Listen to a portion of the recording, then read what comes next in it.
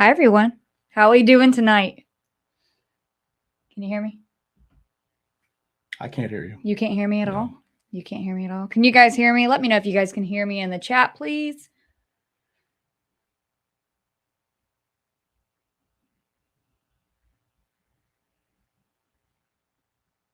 Just let me know if you guys can hear me in the chat. Cool. Yep, can hear me. Cool. We're good to go. All right.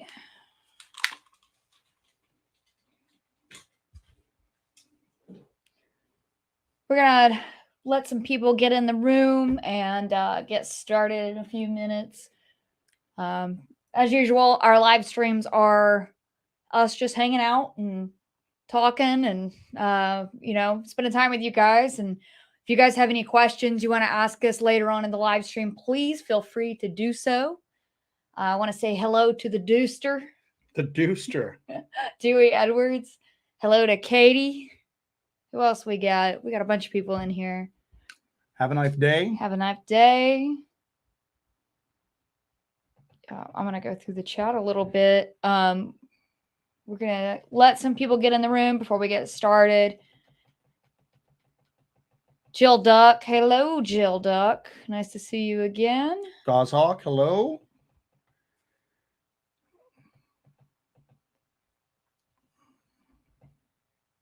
All right.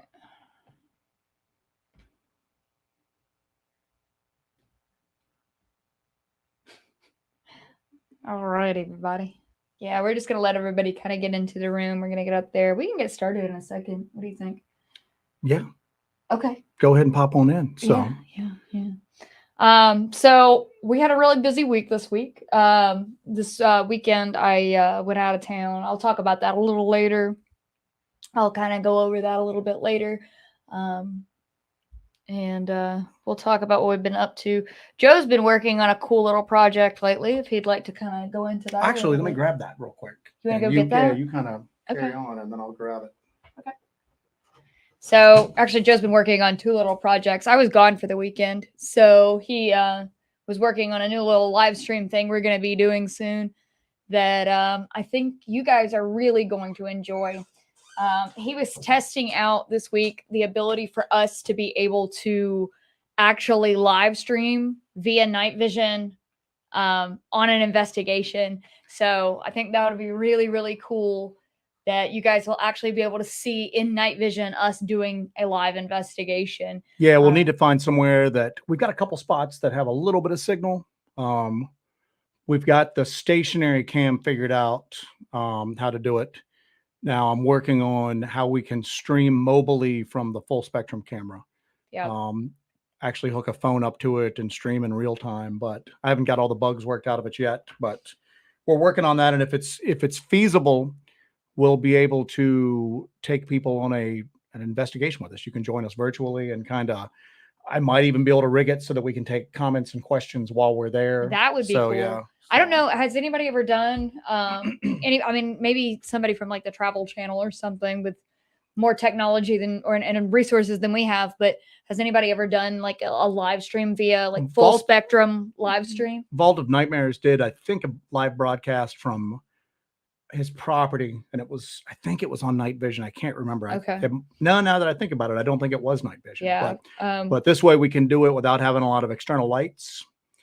We can do an investigation just like we normally do an investigation. We'll use red light to a certain extent, but the rest of the time we'll be in the dark and you'll be able to pretty much see what we're doing at this point if we get it all figured out. So. Cameraman Jack does live stream hunts from the woods. Really good fun. However, he does that would be handy. Does he do it in night vision, I wonder? Yeah, I can get in touch with somebody like that. Yeah, we could live stream from our phones if we had a lot of external light, but that's going to that's not really the way we do like night investigations. So we wanted to kind of give we wanted it to basically be what you see on our recorded episodes, but live and hopefully interactive. Yeah. I might be a little bit too much to juggle to actually interact on the chat, but we're going to really give it a try. So we're going to give it a shot. Yep. David Hunt said, no, just his phone. Yeah. What my plan is to use, to create a hotspot with our phone and then hook the stationary camera. hook it up with a couple of different ways so that we're actually broadcasting in night vision from our Sony camera, and then hook a tablet up somehow to our full spectrum camera. It's gonna be a little bulky and a little clumsy, but as long as we had signal, we would be able to stream in real time. And then I might be able to have a third device set up where we could field some comments. We are going to or be, anything like that. We're going to have so much stuff piled up, but we're going to figure it out because we really want to do it. We are really, really, really excited about doing that. We think we're going to kind of be a little bit on the leading edge of that kind of stuff. So, as we are with a lot of things we do. Joe, do you want to talk about a little bit of what we're doing that we're going to leave the edge on coming up? Yeah, we've got our infrasound equipment that I'm still waiting on. I'm waiting for the company to source it. This is a company that does infrasound detection equipment for industrial purposes, and then also for people who are doing like elephant research and like these large like preserves in Africa. They use it very stationary. They're usually from the back of a vehicle, everything like that. We're going to be on foot, so we need it to be self-powered. We're not going to be able to hook it up to a lot of computer equipment. We're going to have a rudimentary display on the front showing the sound pressure from the infrasound. I don't want to get too technical with it, but the guy's having to mod it for us a little bit. It's work. It's in the works. We'll have it eventually. And then another thing we're doing is that if you guys remember when we went to Station 16 and LBL, that was the last LBL video we put out. That's the Werewolf Experiments Part 3 in our last LBL series. We went to Station 16. That's that creepy little cabin that looks like it's from Evil Dead. Yeah, Evil Dead. I was about to say Night of the Living Dead, but Evil Dead. It's like an Evil Dead cabin up there. Yeah. So when we went there, we had like massive equipment drains. Now we've had equipment drains in the past in areas where we're pretty sure there's cryptid activity going on. But never to that extent. So as we've been kind of diving into this whole like infrasound equipment and looking at the fact that there might be an electromagnetic aspect to some of the effects that people are having, couple that with our equipment drains, everything like that, we're kind of taking a thing out of a ghost hunter's book a little bit. And what we've done is we had a guy build us some EM pumps. Now, these aren't the smaller ones that people usually use in like haunted houses. This is 4 EM pumps of gradually increasing strength that we're going to be able to take out. And this is, you can probably hear it. Yeah, you can hear it when it gets going. It gets, as I'm knocking parts off, but it's like a Frankenstein amalgamation of just stuff that we're still in the process of getting on here. Now, if you see these batteries on the side,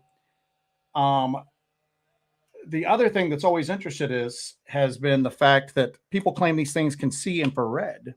Now, we noticed that we've had more luck with full spectrum as opposed to infrared lights. And there might be something to the fact that they can sense infrared. So what we've done is I've gotten a couple of military grade infrared beacons, IR beacons. For those of you that served, you'll know exactly what I'm talking about.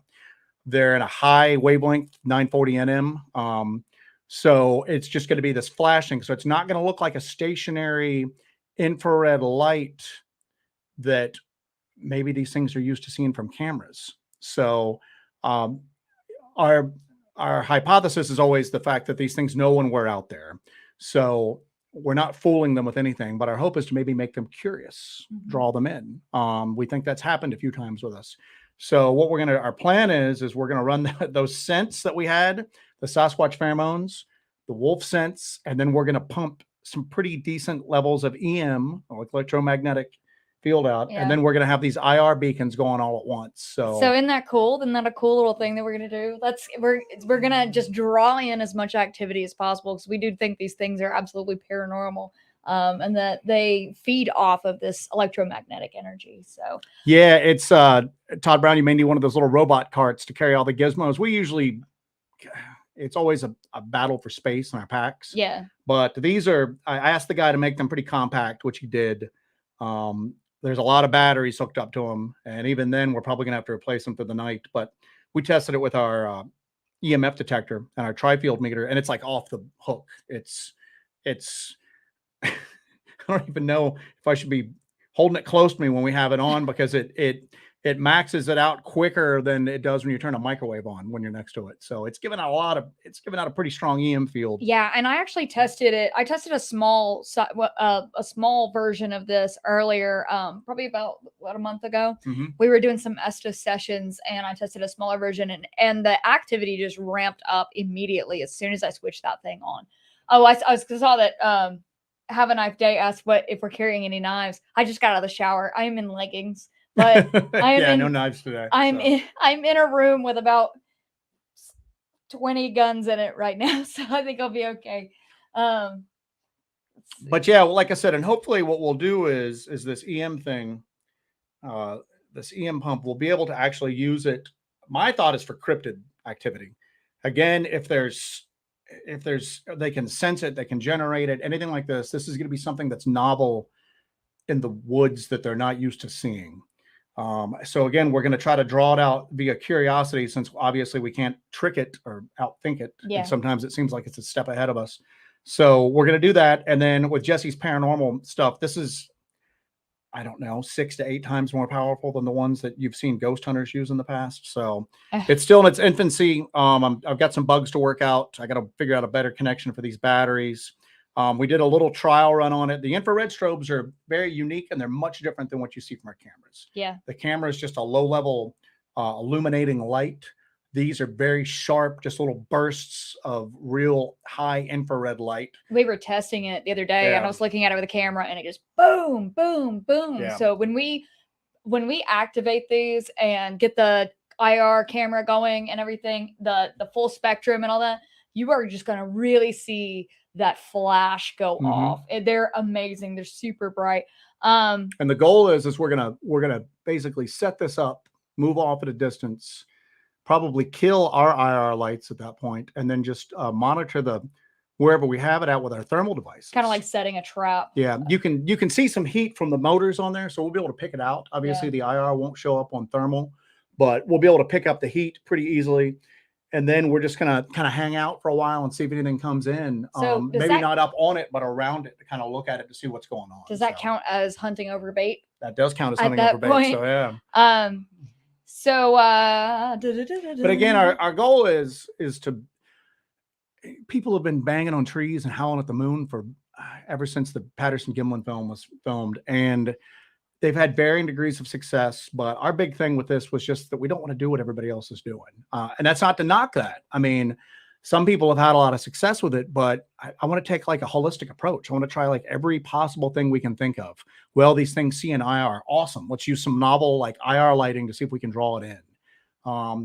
These things have some sort of ability to either sense or generate electromagnetic fields. Cool. Let's put something that they don't normally see in the woods out there and see if we can draw it in. Yeah. I mean, it might be a waste of time. We might not have anything at all, but again, I think we're at the point now where we've got to start trying some different stuff, guys, to see what works. And then if that doesn't work, we'll go back to the drawing board and back to the mad scientist laboratory and come up with something else at that point. So, November Victor says, you think they can see IR? See, I don't know. I know that we've had better luck with our full spectrum cameras. Yeah. Well, we've had the best luck with thermal, but that's one of those tropes that you always hear, that these things can see in IR. It's just a theory that a few people have. But I think what we're doing is just testing it out. Why not? Yeah. We're going to kind of just keep testing and keep running these experiments until we see kind of what works and what sticks. We're just going to keep going through these things and trying different stuff and seeing what kind of stirs up activity. If they are drawn to IR, maybe it'll work, maybe not. If it doesn't work, that's fine. And again, I mean, just keep trying. A warm-blooded creature shouldn't really be able to see in infrared. They're its own body heat. If you look at the animals that can really like sense IR or quote unquote see in the infrared spectrum, none of them are warm-blooded. So they do have some animals they think can sense heat to a certain extent, but it's not vision related. So I don't know. I mean, biologically that shouldn't be possible, but it seems like they can sense it to a certain extent, even if they can't see in it. So I don't know, but it's one more thing, to kind of get out there and try, and maybe it'll be a bust and it'll never come of anything, and all this stuff will just end up in a drawer, or we might have some luck with it. Yeah. So, Yeah. So it's worth it giving it a try, you know.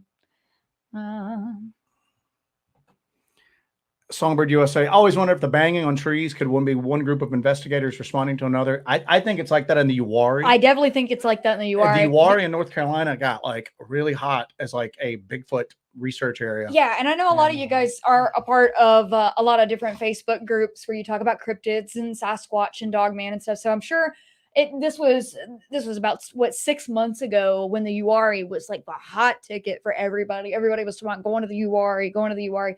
The Uwharrie is very small. It is a very, very small park. It's got like horse trails and all kinds of stuff in it, but it's not huge. It's not a huge amount of space. And there's a lot of people up there doing Bigfoot research. Yeah. Right now, And so like if you've got somebody within a couple of maybe a mile or so away, 2 miles away, and there's like entrances from all the other sides, you know, so you start going into the Uwharrie and you start banging on trees. I'm sure other people are out there doing Bigfoot research. It's just too hot, too busy, too saturated with cryptid researchers. So yeah, I think some people are probably just banging on trees at each other. One group's howling at the other, and then you go. I mean, we had when COVID really kicked off, you had people going into the woods that didn't normally go into the woods just because they didn't have anything else to do. Everything was closed down. And then so as those organized spots got filled up, people were going out just like on dirt roads in this area, like, you know, drinking, partying, whatever. So we'd be out in some areas and you could hear people from like miles away. Yeah. So we had to get deeper and deeper and deeper into like areas that were harder to like access because we couldn't really give any credence to anything we were hearing at that point. If we heard a howl, is it a Sasquatch? Is it a Dogman? Or is it the group of drunks 5 miles away and the sound's just echoing to us? And we try to avoid going out in the woods at all during any kind of holiday weekend, because even in like kind of remote areas, you can still get people that'll get up there and just because they want to party for the weekend. So I think it's really good to try to have hygiene of your scene, basically. Hygiene of your scene, that you make sure that it's not contaminated with other people out there researching, or just other people out there in general. If you have any kind of doubts about it, you know, it's better to throw out the evidence than, you know what I'm saying? I think you just need to make sure that other people are not contaminating your evidence. And I'm actually about to release my LBL stuff from after the Dogman conference, and we kind of have an instance in there where we think we're getting our evidence contaminated. So that's a real thing that you have to deal with, especially when you go to like popular areas like the massacre site right after a Dogman conference. Yeah. So David always says we're going to try a weather balloon with a battery powered strobe light attached to it, 30 to 35 feet in the air, game cameras positioned on 4 corners. That's really cool. Actually. Yeah, that's thinking, brother. Yeah, we've thought about doing something similar with a drone. It's just the tree cover, even in the wintertime, so thick where we're at. Yep. So it's really thick. But yeah, the weather balloon's a great idea. I got one. Okay, go ahead. We're gonna fight for it. Matt Keen says, what do you think the X's in the woods could be? Because I found one near my house. In the area we research in North Georgia, we find X's way back in the woods. And like 1 or 2 is one thing, but we find dozens and dozens and dozens of them. And it seems they're at like points where there's game trails that kind of go off, or it seems like it's areas that would be like concealed. I don't know if it's a communication thing. I don't know. What do you think? I mean, I don't know what it is. I used to give no credence to stick structures at all. Because you're in the forest, trees fall in the forest, and you can look at something and you can go, there's no way possible that happened naturally, and it happened naturally. Yeah. But until the area, if you remember that one video we have where we found those pieces of quartz around the tree that were stacked around it, there's a little bowl up there. This is in like a little valley that if you're hiking up on it, you don't really know it's there until you get up into the bowl. And all around that, there's like just X's everywhere. I mean, it's to the point, and they're all facing basically out from this little bowl. That's where we found that kind of relatively small tree twist, but it was a good tree twist. And so I had to rethink it. I mean, to me, it seems like it's a stay away. I mean, again, you're you're taking a human's cultural approach to something that's obviously inhuman. Yeah, for sure. But to us, X's means stay out. To them, it might mean something else. But I mean, you got the feeling that was somewhere we weren't supposed to be when we were there. Mark Dupler wrote a book that's really handy. I'm losing it what the name of it is, but Mark Dupler, check it out. It's a book on Sasquatch. It's actually really good. And he talks a lot about stick structures, and he kind of changes them and then comes back and see if anything's changed with him. And he thinks that he kind of communicated in a way. It's pretty interesting. By the way, Mr. Have a Knife Day, thank you for that $1.99 super chat. Thank you, sir. So that will go into the coffer. Ton of crap that I'm building right now. Yeah. For us, so. Yeah. And if any of you, I know we get a lot of people that are researchers that follow our work, and we're really appreciative of that. And if you guys ever have any great ideas or you want to bounce stuff off each other, hit us up. You know what I'm saying? So that the weather balloon and strobe light is a really good idea. So, and we will not steal it. That is yours. So we've got a full plate of our own right now. So we will not try to take your idea. So Spooktator Bob says, be careful. I've heard stories and a theory suggests knocking on wood could be equivalent to banging on your chest at a gorilla, which is a challenge, and the gorillas will attack. You don't know if Sasquatch does do the tree banging. You don't know what that means. So you don't know what you are saying to them if you're doing this tree knocking thing.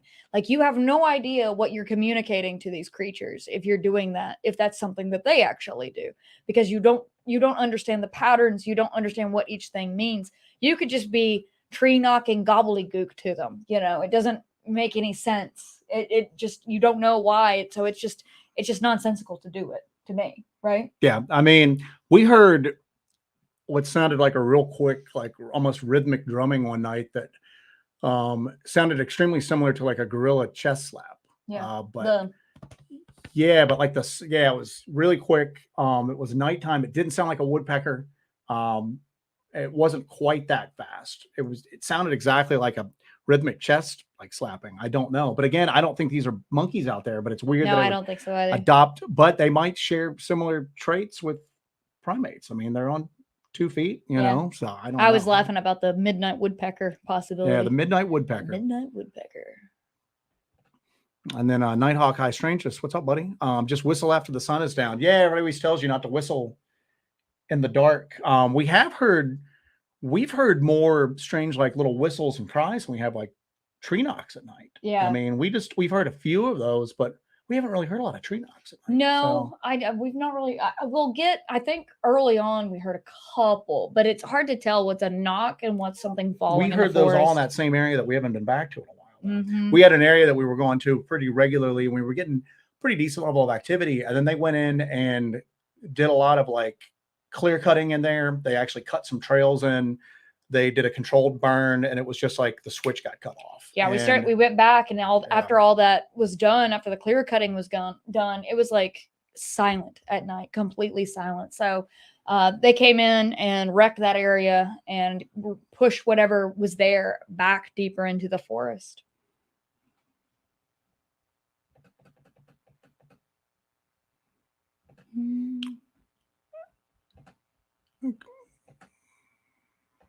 You guys are commenting a lot. We are going through here. I know. We appreciate you guys joining us tonight. Make sure you throw a like up there before you forget. That way we can make sure that we are up in the algorithm. Red Wolf, there's these devices called critter collectors that a predator calls that you can set up and leave. They activate in the dark in the absence of life. Maybe a tool to look into. That's cool. That actually is something to look at. We've looked into obviously electronic calling devices before, but they were the ones that you would actually activate by hand and then be present. But the ones that we leave that actually activate in dark is a really good idea. That would be really good for like a stakeout. Like if we were up on a hill somewhere, we had like a vantage point and we could set up like all of our heavy duty equipment, like the parabolic, the thermal on a tripod, maybe even the psionics, color night vision, set up kind of like a spot to do a stakeout from, and then put something like that down below and activate it and then see if we could draw something in. I think we're going to do something like that when we use our EM pump. but that's not a bad idea to do something that's, we've got the scent, we've got the EM, we've got the a IR, novel IR going something out. that's auditory, like Yeah. a piece of auditory bait. I think that would be kind of cool. That's a good idea. Thank you. James Parker, or mouth pops. And that's where I'm always at with it too. Is it a wood knock, or is it like a biological sound, like a night, like a mouth pop, or people have talked about them hitting rocks together. It does seem to have like kind of a hollow, kind of percussive sound to it. At least the ones we've heard. And again, we haven't heard a ton of them. The main area we've been going to lately, we just don't hear a lot of them like that. But the ones we heard in the previous area before it got kind of ruined, they had like a real hollow kind of sound to it. So a mouth pop might be a perfect description of it. Yeah. Then, so. I got what I'm putting up.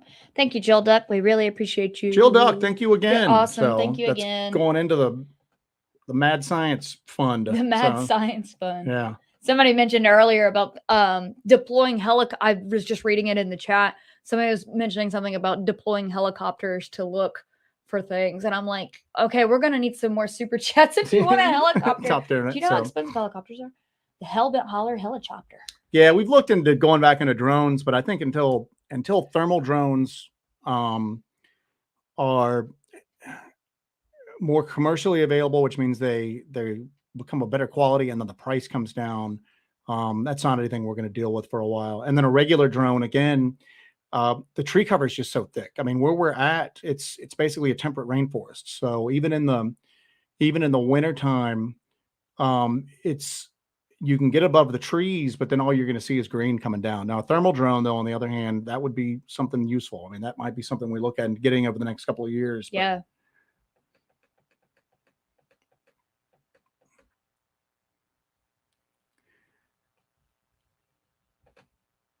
Randy Hestro, when are y'all going to go back to? I'm assuming that's a land between the lakes, not Atlanta. We will never go back to Atlanta. No.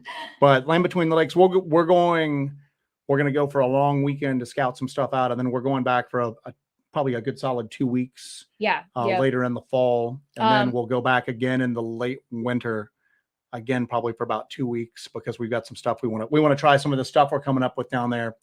And then we've just scratched the surface as far as the LPL goes. I mean, we came across Station 16 out looking for a spot where we had heard a witness had contacted us about some sightings, and we just stumbled across it. So, and we've heard from people that are into the LBL pretty frequently that didn't even know that was there. Yeah. So if they don't know that's there, what else is in that peninsula that nobody knows about? There's so much. Like we're when we go, we like to go for a week or two at a time.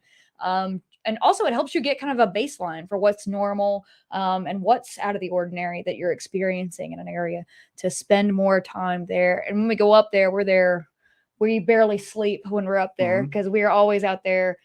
We drive up and down the trace and go down all these little side roads, go off into the woods. And it's wonderful. It's just so much fun to check out the LBL. There's just no shortage of places to check out. And there's just so many mysteries that are left there for us to discover. Matt Keen, do y'all believe in other things besides like skinwalkers or wendigos? Because I have one of those that's been targeting me lately as well. I'd like to. Okay. I do believe in both of those. I believe in the obviously skinwalkers, kind of like the hot thing right now, what with Skinwalker Ranch, but there's modern accounts that are just so believable up to this day of people, and even possible physical evidence that the Bigelow guys picked up around Skinwalker, human footprints that turned into wolves or vice versa. That they found. As far as Wendigo goes, yeah, I'm a huge believer in both Wendigo psychosis, where someone believes that they have been or is actually possessed by the spirit of the Wendigo. And I don't know how prevalent or common it is in modern times, but I think that there have been people who have been possessed by that spirit who have had some sort of physical transformation to a certain extent. Now, the antlers that you always see and the popular rendition, that's a fairly modern, it's a fairly modern addition to it, but I have seen like accounts that there was at least one tribe that had a similar thing to a Wendigo that did have antlers to it. But anyway, the cadaverous kind of like constantly ravenous, but never full, no matter how much it eats type thing. I think those exist. I know that the antlers were kind of a later addition to the Wendigo the lore. zeitgeist of the Wendigo lore. But I mean, what do you think about these legends kind of evolving with time and perception? That it might be have a similar to like a tulpa effect, that maybe they evolve Possibly. to So- how the other presents itself as one of these things, Well, I mean, I think there's some evolution that goes to all of this. Like we talked on one of our previous episodes. I don't know, my computer just went down. Talked to one of our previous episodes that the evolution of Sasquatch, how they were so openly more aggressive than in the past than they were nowadays. Yeah. You just don't see that level of aggression. And was that because of, the advent of man? Was it how man became more prevalent on this continent? Our technology got better and our weapons got better. So I think there's some the fact that there's some evolutions not outside the realm of possibility for it. So.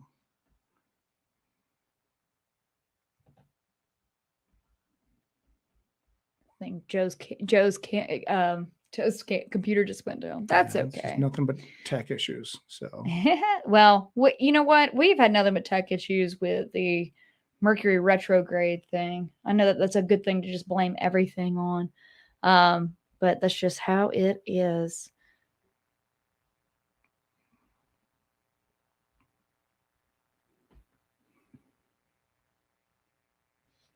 I'm looking forward and kind of scared to going back to the LBL. I'd love to go when the leaves have fallen. That's from Jonesstead Farm. Yeah, it's scary during the summer, but there's also people there in the summer.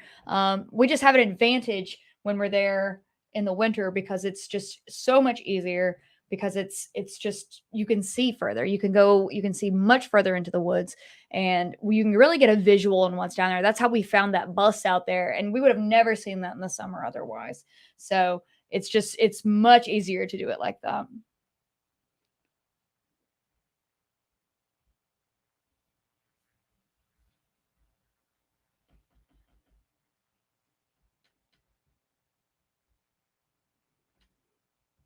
Grace W says, "Are y'all still working on looking into the wilderness camp that you kind of stumbled onto, where you found the name of the young lady who was trying to find her baby's father?" Yes. So that is in North Georgia. That's in an area that we still research in, and that we will continue to research in going forward. We're going to continue to go into that area because it's just so active with so many things.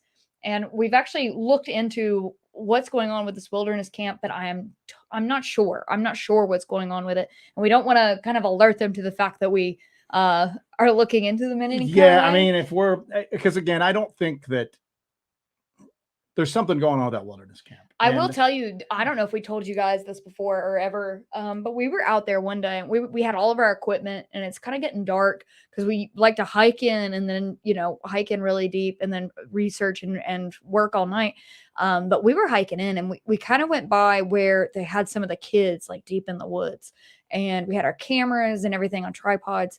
And these three guys came up from where they had those kids down there, and the kids are like under tarps on the ground. And these three guys came up behind us on the trail. They had no gear, they had nothing. And they're like, "Oh, what are you guys doing up here?" And we're like, we have a YouTube channel where we film hiking videos." And they're like, "Oh, okay. Oh, that's cool. All right." I mean, they had nothing with them. We're way back there. So I know they came from where that camp was. So that was just so weird. Yeah. And I mean,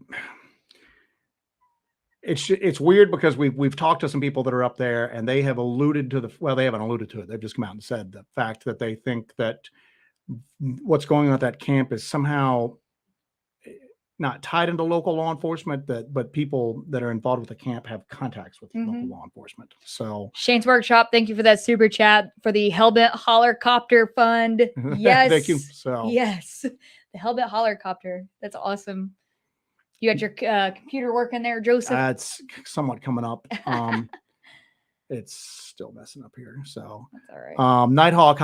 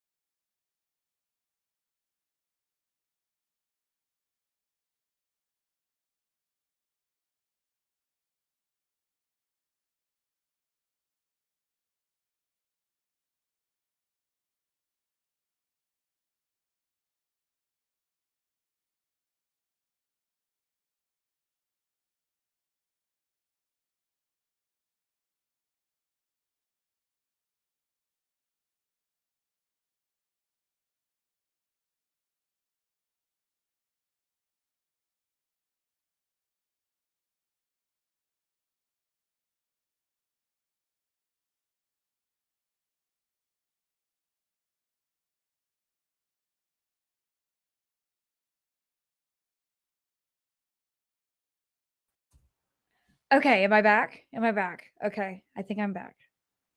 Are we good? Okay. Can you guys see us? So we live way back in the woods and our internet is crap. We still have the DSL, so that's all we can get way back here. Sorry guys. Either that or the government is up to it. Talked about too much about skinwalkers. You know Yes, what? That that's is exactly what it exactly is. part of it. Well, actually, I was going to talk to Nighthawk knows there was a guy. I mean, it was a while ago. There was a guy named Jack Fiddler back in the 1910, something like that, that was actually arrested for killing Wendigos, people that were in his surrounding area that he thought had been infected by the Wendigo psychosis. Yeah. So, Grace W, thank you so much. Thank you so much. That is so cool. You are awesome. I really, really appreciate that. Again, everything goes back into gear. Everything you guys throw our way goes back into gear. We really appreciate every bit of it. everybody talking about how it froze. Yeah, like I said, we've been having a ton of just tech issues. Everything from like small and irritating up to just, I mean, her Wi-Fi just got turned off on her. Yeah, my laptop laptop. Yeah, we had Wi-Fi. It's just her laptop turned the Wi-Fi connection off on its end at this point. James Barger, black helicopter circling Hellbent HQ. Yes, we're gonna get our second visit from the FBI.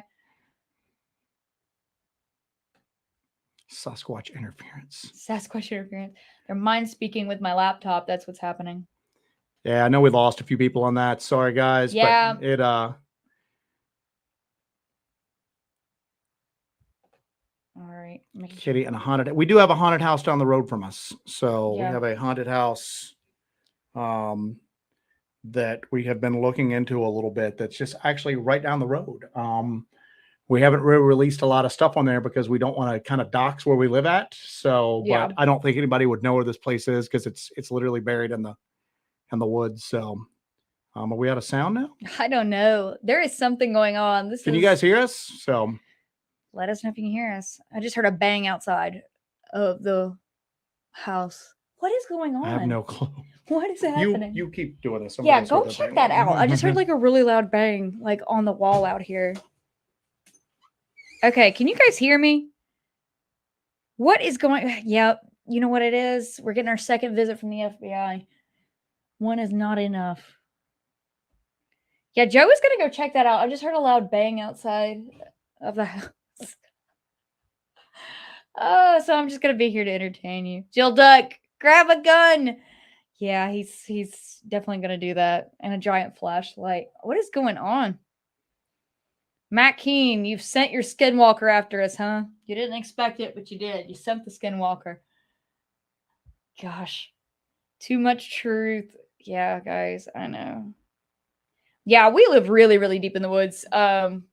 There's a highway over that way, but like it's just we're back in the woods. We can't get like decent internet. It is impossible. And there's just a creepy, haunted, burned out house next door, and then hundreds of acres of forest behind us. So there is no telling what's out here. Joe actually saw what looked like a giant black panther out here. I think we talked about that last time. But yeah, it's just so weird. Not only are we in Mercury retrograde, but getting lots of solar flares because we are in a grand solar minimum. Yep, that will wreak havoc on technology. That will definitely happen. Oxscare at CERN firing up. God, please, I hope not. We can't do that again. We can't keep this up. We can't keep living like this. We cannot keep living like this. Yeah. When he gets back, I guess I can entertain you all. So I'm going to switch gears a little bit here and talk about what I did this weekend. I went to the Woods Runner School in Clinton, South Carolina, and I did wilderness first aid, stop the bleed, and CPR certification. Joe and I go out in the woods all the time, and it's really important that we're able to, if we get injured or hurt, that we're able to take care of the situation while we wait for help to arrive when we use our Garmin InReach Mini to call in the event that, God forbid, we have a terrible catastrophic event happen to us and we need medical attention. But I think it's really important to go and get training if you do the kind of work that we do. And that includes Survival 101, the course that I took last year from them. Was fine out there. So okay. It was absolutely amazing. So if you guys are anywhere nearby South Carolina and you can actually go to the Woods Runner School to take a class, I do suggest it. I'm going to be posting a link to their page and everything in the description of this whenever it goes on to my YouTube channel. So you guys can check that out. They're wonderful people. And I do suggest that you get training no matter what, just as long as you're prepared. And it helps your self-confidence. It helps you be more capable in any kind of situation. But I always suggest that you get training and don't just assume you know what you're going to do in a crisis situation until you're put in a crisis situation.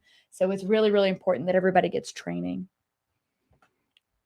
do we add the Dooster? Have you ever experimented with a structured light sensor camera? No, we have not had an SLS camera. That's the Sticky Boy. That's the Sticky Boy 3000. Sticky Boy 3000 that you see on TV all the time. No, but I'm like fascinated with it. I have found a few people that build them online, but I haven't found somebody. I might just build one ourselves. Yeah. I mean, I might end up building one, but yeah, I'm familiar with it. I am interested in it.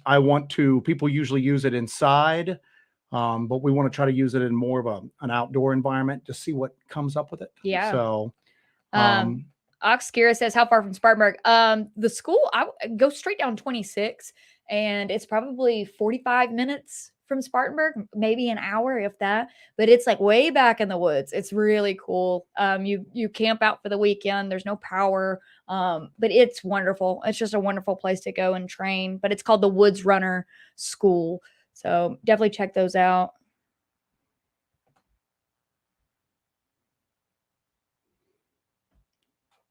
Jim Thompson, $25. Thank you. A small thank you from the Sasquatches in Oregon. Thank you, Jim Thompson. That is awesome. Yeah, somebody had mentioned on there that there's solar flares right now. I mean, I had to adjust the mic settings before we got on tonight just because there was a constant just hum that we use the same mic settings every week. I think Jonestead Farm said that it's like a grand solar minimum that we're having solar flares and stuff. But it's it had just a constant low hum, so I had to like monkey around with the settings for a while until I was able to get everything on there. But the settings are completely different than what we've used every other podcast or live stream that we've ever done. I don't know, it's weird because a lot of you guys watch Paranormal Roundtable. Josh Turner's had odd equipment issues like that when he's gotten onto certain topics before. Yeah. That seems to be a running. It's not out of the realm of possibility. Spectator Bob says, I'm not going back out until I have Ripley's gun on aliens, super rounds, grenade launcher, and flamethrower. LOL. Yes, absolutely. Yes, please. I want that mech suit. Loader. South Force 10 says, thoughts on the hitchhiker effect. We talk about the hitchhiker effect. I think we're seeing the hitchhiker effect right now. Yeah, with all I think of we're this talking about it stuff, right now. I'm going to sage the house later. I'm going to cleanse the house later. Well, we talk about the hitchhiker effect pretty regularly.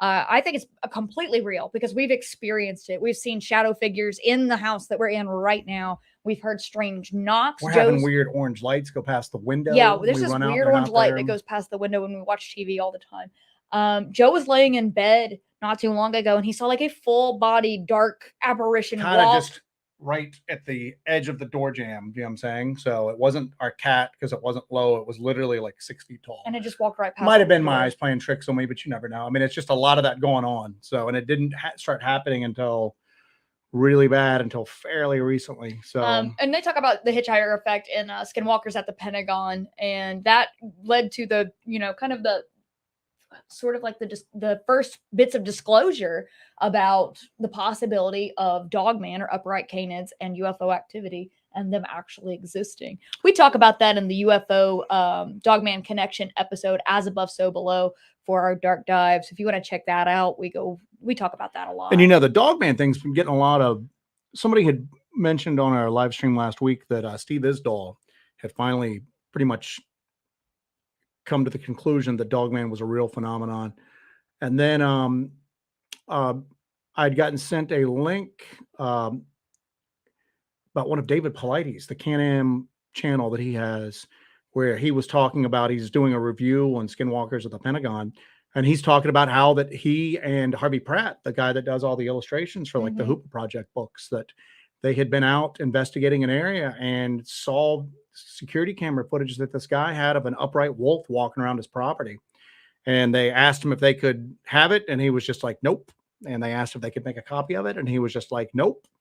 And they asked if they could do some research around his property. And he went, nope, I don't want you stirring stuff up. Do you know what I'm saying? So stirring it up. And that was pretty much the end of it. But so you're having some people who, I guess what I'm saying is that it's not such a fringe topic anymore. And that you're having a lot of people, I guess the witness accounts are getting so overwhelming and people are starting to have personal encounters themselves that it really can't be denied that there's something going on here now. And I know I keep going back to this, but the more that people talk about it and the more attention that gets drawn to these things, is there a possibility that they kind of gain strength from it, they draw power from it, that there's more people talking about it, thinking about it, willing it more into existence?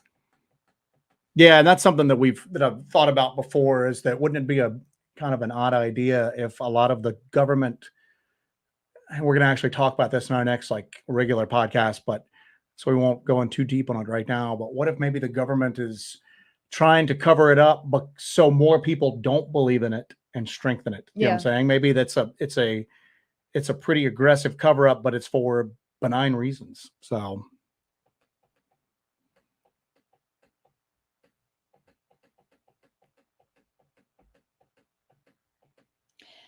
Rick Does Paranormal says, how do you guys feel about Bigfoot, Dogman, among other cryptids being interdimensional beings?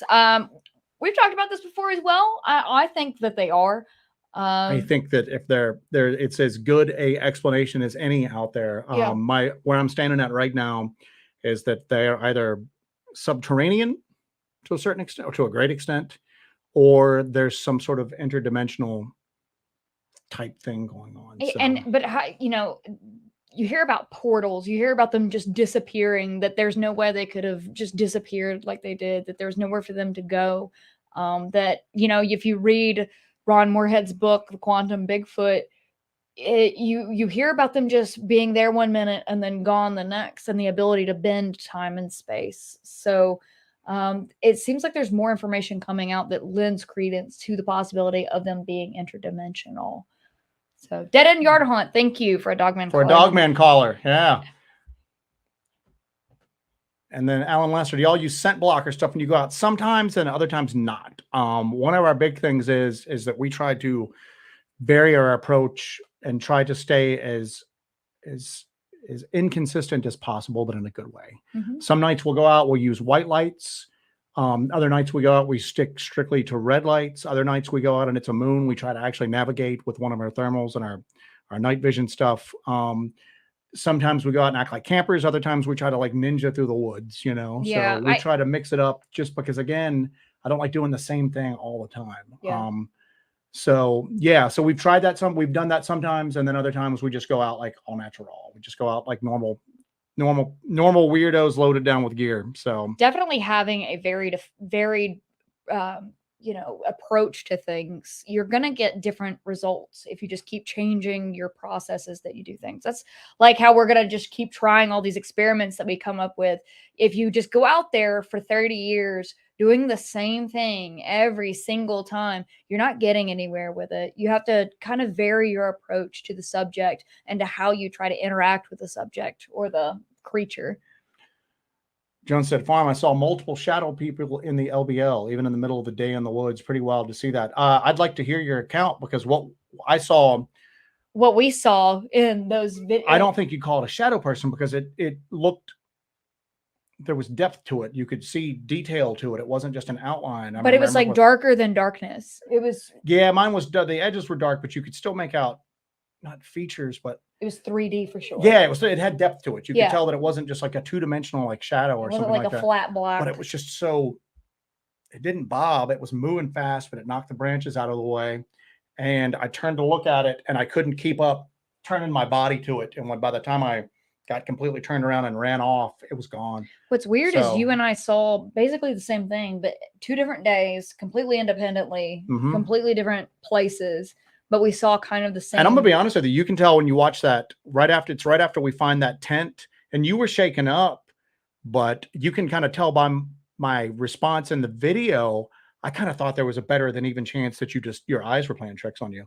That's why I'm just like, well, there's really nothing here now. Until the next day, I'm just like, what the hell is that See, running? you didn't believe me. yeah, You didn't I'm believe telling me you until so. you saw it for yourself. You're a denier. Joe paid off FBI. Yeah.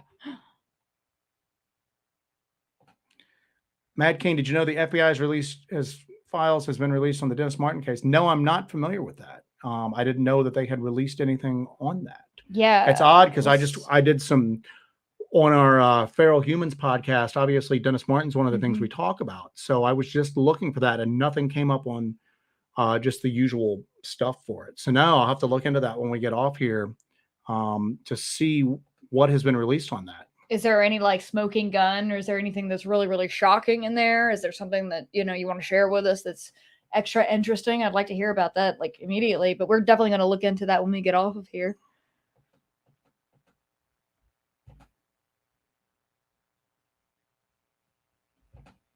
Good friend Goshawk was like, have you ever looked into Mothman? No, not really.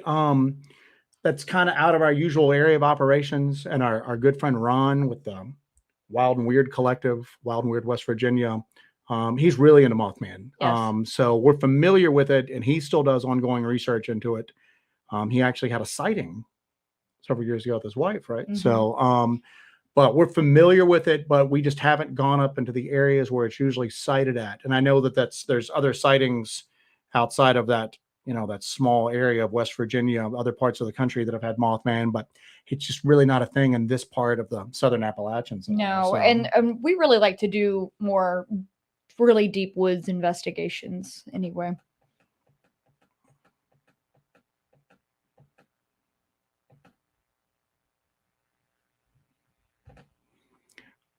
they could have the same tech as us and just know about us beforehand while coming through natural portal areas. They could. I mean, a lot of this could be a tech that is so alien we don't even recognize it as tech, and we're just seeing the side effects of. I mean, when people get hit with what a lot of people term infrasound, that kind of like nauseating feeling and really bad health effects and all that. I think it's something that's like offensive. It's like a weapon almost, but maybe it's just the side effect from being clear to these things. I mean, maybe these things shed weird EMF effects, just like we shed like dead skin cells. Maybe it's just like a something that generates off of them.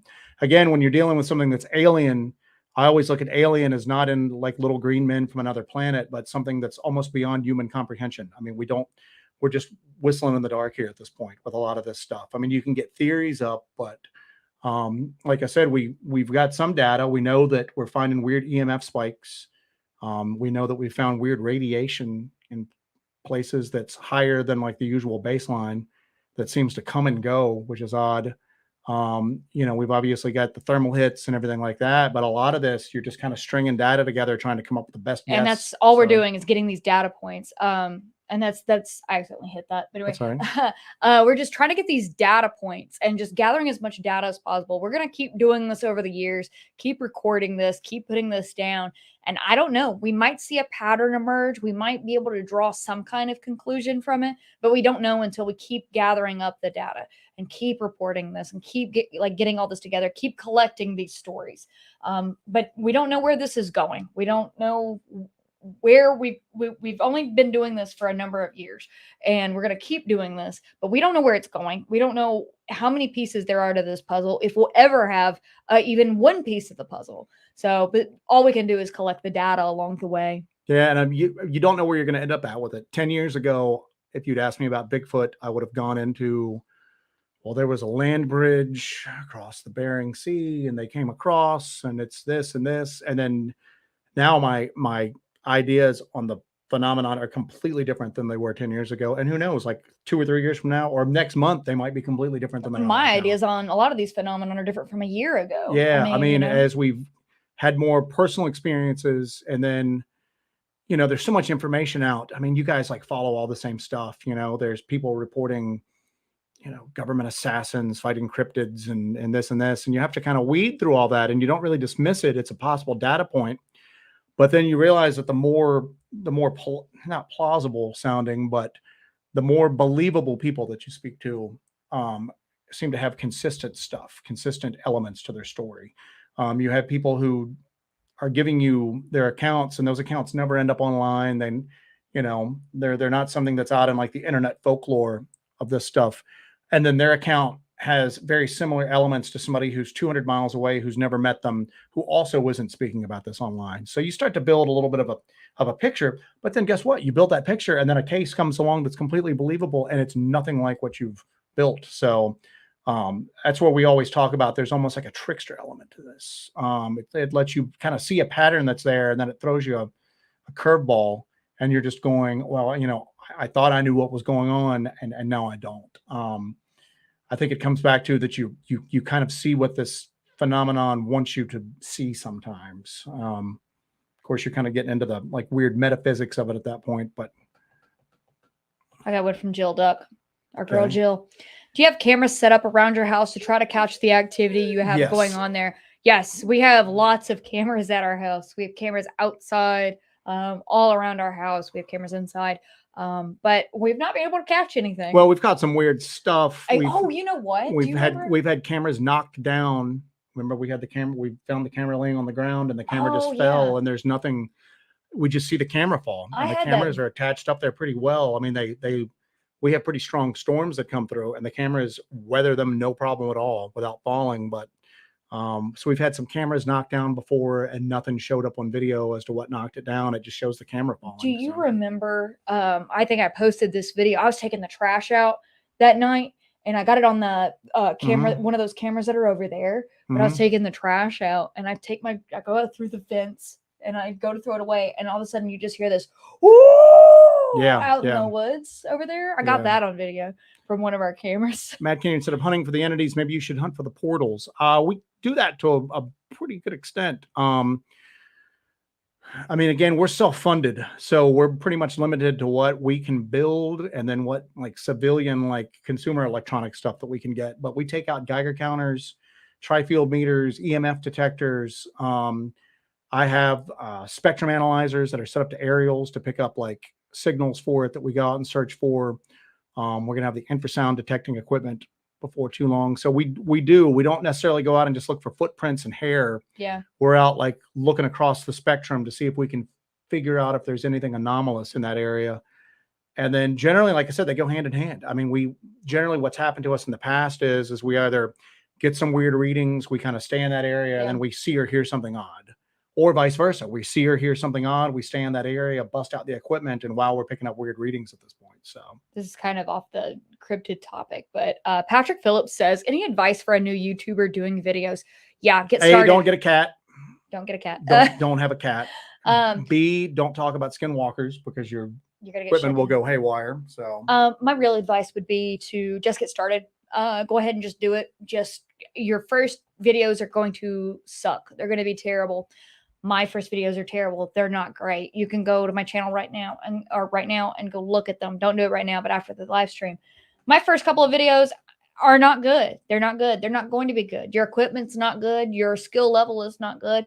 But if you never start, you'll never get going. So you've just got to start. Just start creating content, start making videos, start teaching yourself new things. There's YouTube videos on how to do everything, how to edit video, how to do everything. Just learn as much as you can and just get started. That's the hardest part, is getting started. So back to your regular scheduled programming. Hakeem said that when we asked about the Dennis Martin thing, everything is redacted, and the FBI says they weren't involved to begin with, but opened up an investigation 10 years later about one suspect. Everybody who knows the story, there were FBI agents on the scene. Yeah. I want to say the second day. Dennis Martin's father interacted with them. You can go online, and I'll post a link to this if I can. I'm sure I've got it bookmarked somewhere, but you can find almost a daily journal of the people that were heading the search talking about. I read through all of it because one of the things you hear about, one of the things that people try to debunk the whole thing with about Dennis Martin not being found was, is that there were too many people, and the scent was muddied up, and any tracks were covered up, and it was just a bunch of rubes out there blundering around in the woods. You read this account, and these were like the cream of the crop as far as like search and rescue goes. They were having, it was like a rock stars convention of just search and rescue people in this region, and then people even flying in from other parts of the country once it got going on. These people knew what they were doing. But it mentions in there that there were FBI agents on the scene, so that's pretty verifiable that there were either, if there weren't FBI agents on the scene, then there was another government agency there that was pretending to be the FBI that was able to come in and carry that ruse off. So, Ghetto Yeti says, did I hit it? Where did it go? This thing keeps moving. Sorry. Ghetto Yeti says, when you saw the possible Dogman in the LBL, did the odd silence or the sense of being watched occur? So the Oz factor, which we have discussed before in a Dark Dive episode, where the woods fall silent, when things a little off, the sense of being watched or followed. I didn't really have much of that. Yeah, it was really quiet. It had been quiet for a while, and then we heard the crashing to our side is why we stopped, and Jesse was focused on that when I started panning around with the thermal on our sides and our back, and that's when I saw that thing on the other side of the little dirt road we were on. I didn't really have a sense of being watched at that time, other than just an overall kind of creepy feeling that night. It's hard to differentiate though, because we are in the LBL in the middle of the night. You know, it's completely dark. It's scary, you know, so you have to kind of deal with those inherent feelings you're going to have for the current situation you're in, and dividing that off from, oh, these are new feelings. So you're already kind of at a 10 when you're doing this. Your adrenaline is going, and so you're already at a 10 doing this. It's not like we were walking down the street on a normal middle of the day and then all of a sudden this happens, and then a change of mood or feeling occurs. We were already kind of at a 10. So that adrenaline dump occurs, especially when we heard that crashing, like you said, that adrenaline dump occurs, but it's just all kind of surreal when anything like that happens. Yeah, and then when I saw it in thermal, I panned past it and then kind of went, well, that's a heat signature, but I don't know what that is, because we had just been looking at deer just a few minutes before on like a power line cut there. And then I went back on it, looked at it, and I'm like, what am I looking at? Took a photo, it moved. I took another photo, and that's when I started fumbling to get my flashlight out and all that. And then it was just gone.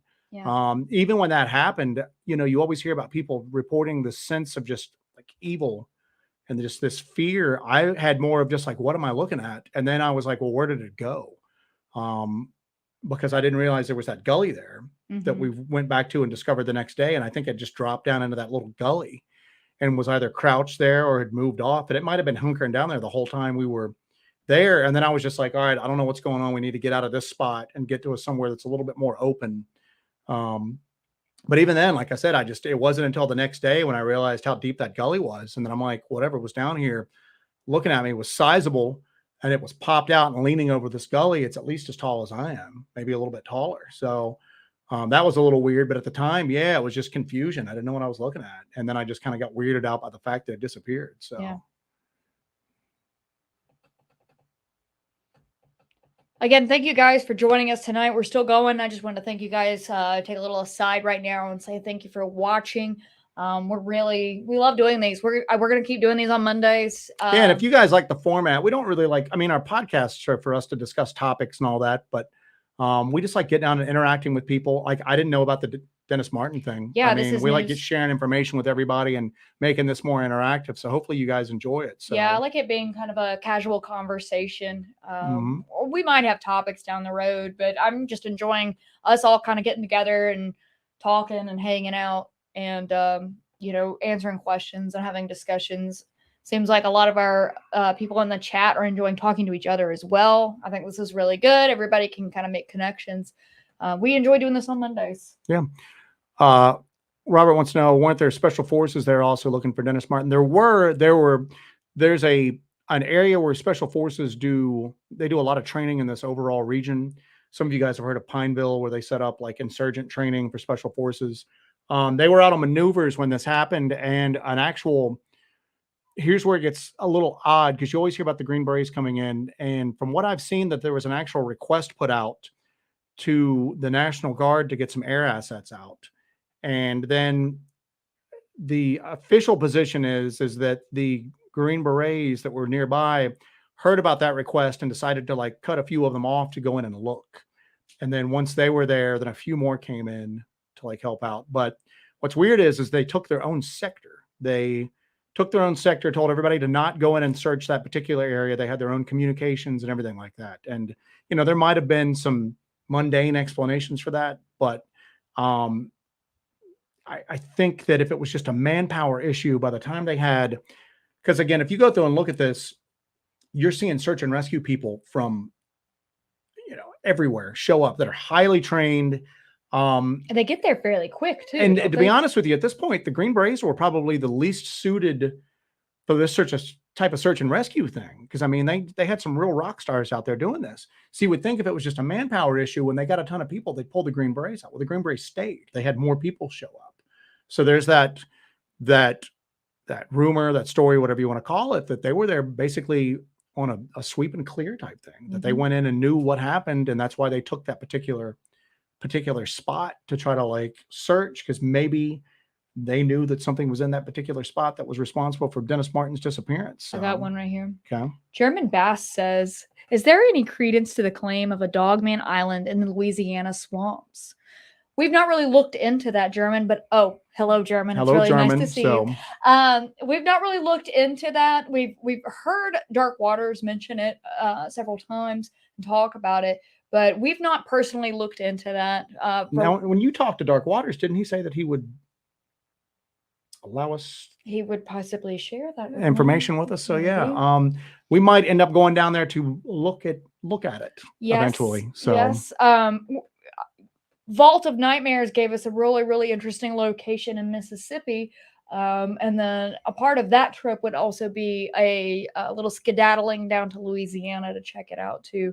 So if we did that, we would do a kind of a little whirlwind Dogman tour. Yeah, we don't really, the LBL the was Gulf Coast. The reason why we went to the LBL is because we had gotten some recent claims of activity there, because we don't really like going to a lot of the historic spots that nothing's happened for like 30 or 40 years.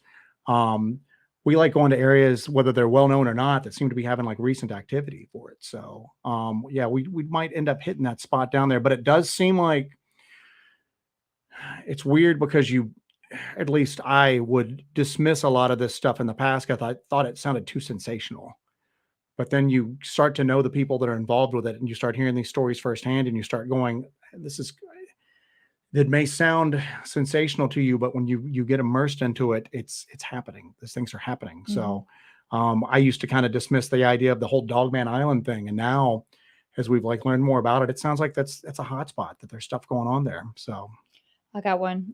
Alan Lassiter says, y'all know that there has been a sighting of a Bigfoot near Woods Runner School. So while I was camping out there over the weekend, and the school property actually butts right up to the Sumter National Forest, the Francis Marion Ranger District. And my tent was like right there on the edge. There was a National Forest boundary sign like above where I was camping. That's how close we are. And it is super deep, dark woods back there. I mean, it is like really, really thick back there. I was laying in my tent and I was, trying to go to sleep. And then off in the distance, this was Friday night, I think. Yeah, Friday night. Friday night, I'm asleep or trying to go to sleep, but I'm laying there and I'm almost asleep. And all of a sudden I hear this. Everybody loves the sound effects. Sound effects that I make. But it sounded like this it sounded like I had a set of lungs on it, but it was just going, just like screaming. And it went on for like an hour. I'm just laying there. And I'm like, oh my God. So I got my phone out and I recorded the audio as best I could.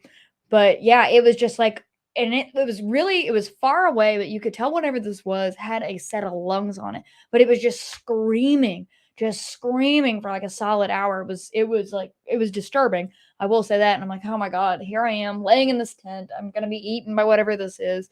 I don't even know first aid all the way yet. I'm going to die here. But anyway, yes. So it wouldn't surprise me. The Sumter National Forest down there is super thick and remote. It's an interesting place. Ghetto Yeti, what sort of signature emission do you think a portal might give off? Some type of radio frequency or EMF? I don't know. I mean, if you hear if you look at some of the people who have reported getting hit with what they call infrasound, the effects they had at that moment, and then the lingering health effects that they get afterwards, you get people that have the more temporary effects that then have disrupted sleep patterns afterwards that sound just, if you look at the symptoms for being exposed to a really high electromagnetic field, the symptoms match up almost, line for line, getting hit with like really high, like non-ionizing radiation like that. But then you have other people that have, especially with like the UFO stuff that's going on right now, where you have people that talk about having lingering health effects after their experiences with UAPs. That sounds like just regular ionizing radiation. So I don't know. I mean, we've upped our sensor tech. Like I said, we've got 2 different types of spectrum analyzers now. We've got a really decent Geiger counter.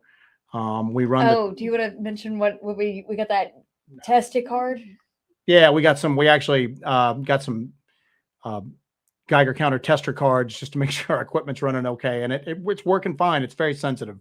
So yeah, that's our big thing, is to try to get a little bit more sensor heavy. But the only thing you run into is that we're usually on foot when we're doing this, and we're in the woods and it's at night, and you've got this stuff in your pack, but you have to stop, unpack it, do this. I mean, if we had 20 people with us and everybody could have their own kind of field of responsibility, hey, you're going to sweep for the tri-field meter, you're going to do this, but there's just 2 of us. That would be so much easier. But it's so a lot of times it's whatever we happen to spitball and take with us that night, and we have easily accessible. So I'm sure that we've been out sometimes and there's been stuff going on that we didn't detect just because we didn't have that equipment with us at that point. We've never been fortunate enough to really have a lot of success setting up stationary. We've set up stationary on several occasions and had everything out on tripods, and we're scanning the area, and like literally nothing happens. So it's usually when we're moving around on foot at night and that we seem like we kind of stir something up, for lack of a better term. And that's when we seem to get the best results for it. So I mentioned that card just because it came from Bob Lazar's company. Yeah, that's from what United, I wanted. United Nuclear. I got Yeah. a test card for the Geiger counter, and I open it, and there's a bumper sticker for United Nuclear, and I'm like, wait, that's Bob Lazar's like company. That's So why I mentioned maybe that. Bob Lazar packed my radioactive card to test my Geiger counter then. So I think it's just Bob Lazar in a lab just packing Yeah, test yeah. cards. Cryptid Paranormal Kingdom, what's up, my friend? So M says, do you ever see yourself traveling out west to investigate, or are y'all going to stay in the east? We have our hands absolutely full right now with the Southern Appalachian region. We have just a mountain of reports right now that we are going through, and we have all of these expeditions that we're going on soon, and we've got all these trips planned. And then we also have our local area that is our main research area that is still so active. So I just don't see us leaving the Southern Appalachian region anytime soon, right? yeah, I mean, I'd like to go out for like some destination stuff. I'd like to hit the Four Corners area. Yeah, Those I'd stories that are love out to there. go. I've never been to the out desert. into Oklahoma, so- just because there seems to be so much like more aggressive like activity out in Oklahoma. So I'd like to see that. We'll eventually get out of there. Like I said, through the end of this year and into the next spring of next year, we're going to kind of hit LBL a little bit harder. And then we might end up kind of putting that to bed for at least a little while and kind of like branching out into some other areas at that point. And Dewey Edwards says, "What did the cicadas sound like?" Did you guys seem to really enjoy my cicada impression for some reason? You're gonna have to record that and turn it into like a ringtone or something. How did I do it? I can't even remember. There you go. Robert wants to know what's the scariest situation. Oops, sorry. It's okay. I was trying to get it to go away. Scariest situation you've ever been in.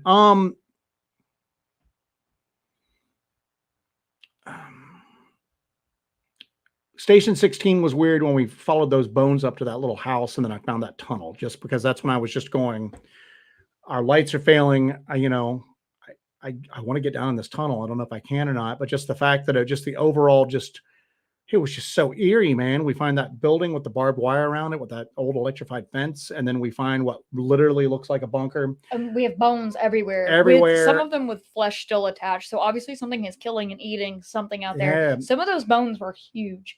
And we were in a really, really, really far off spot. We are miles and miles and miles from civilization. We are deep in the LBL when this happened.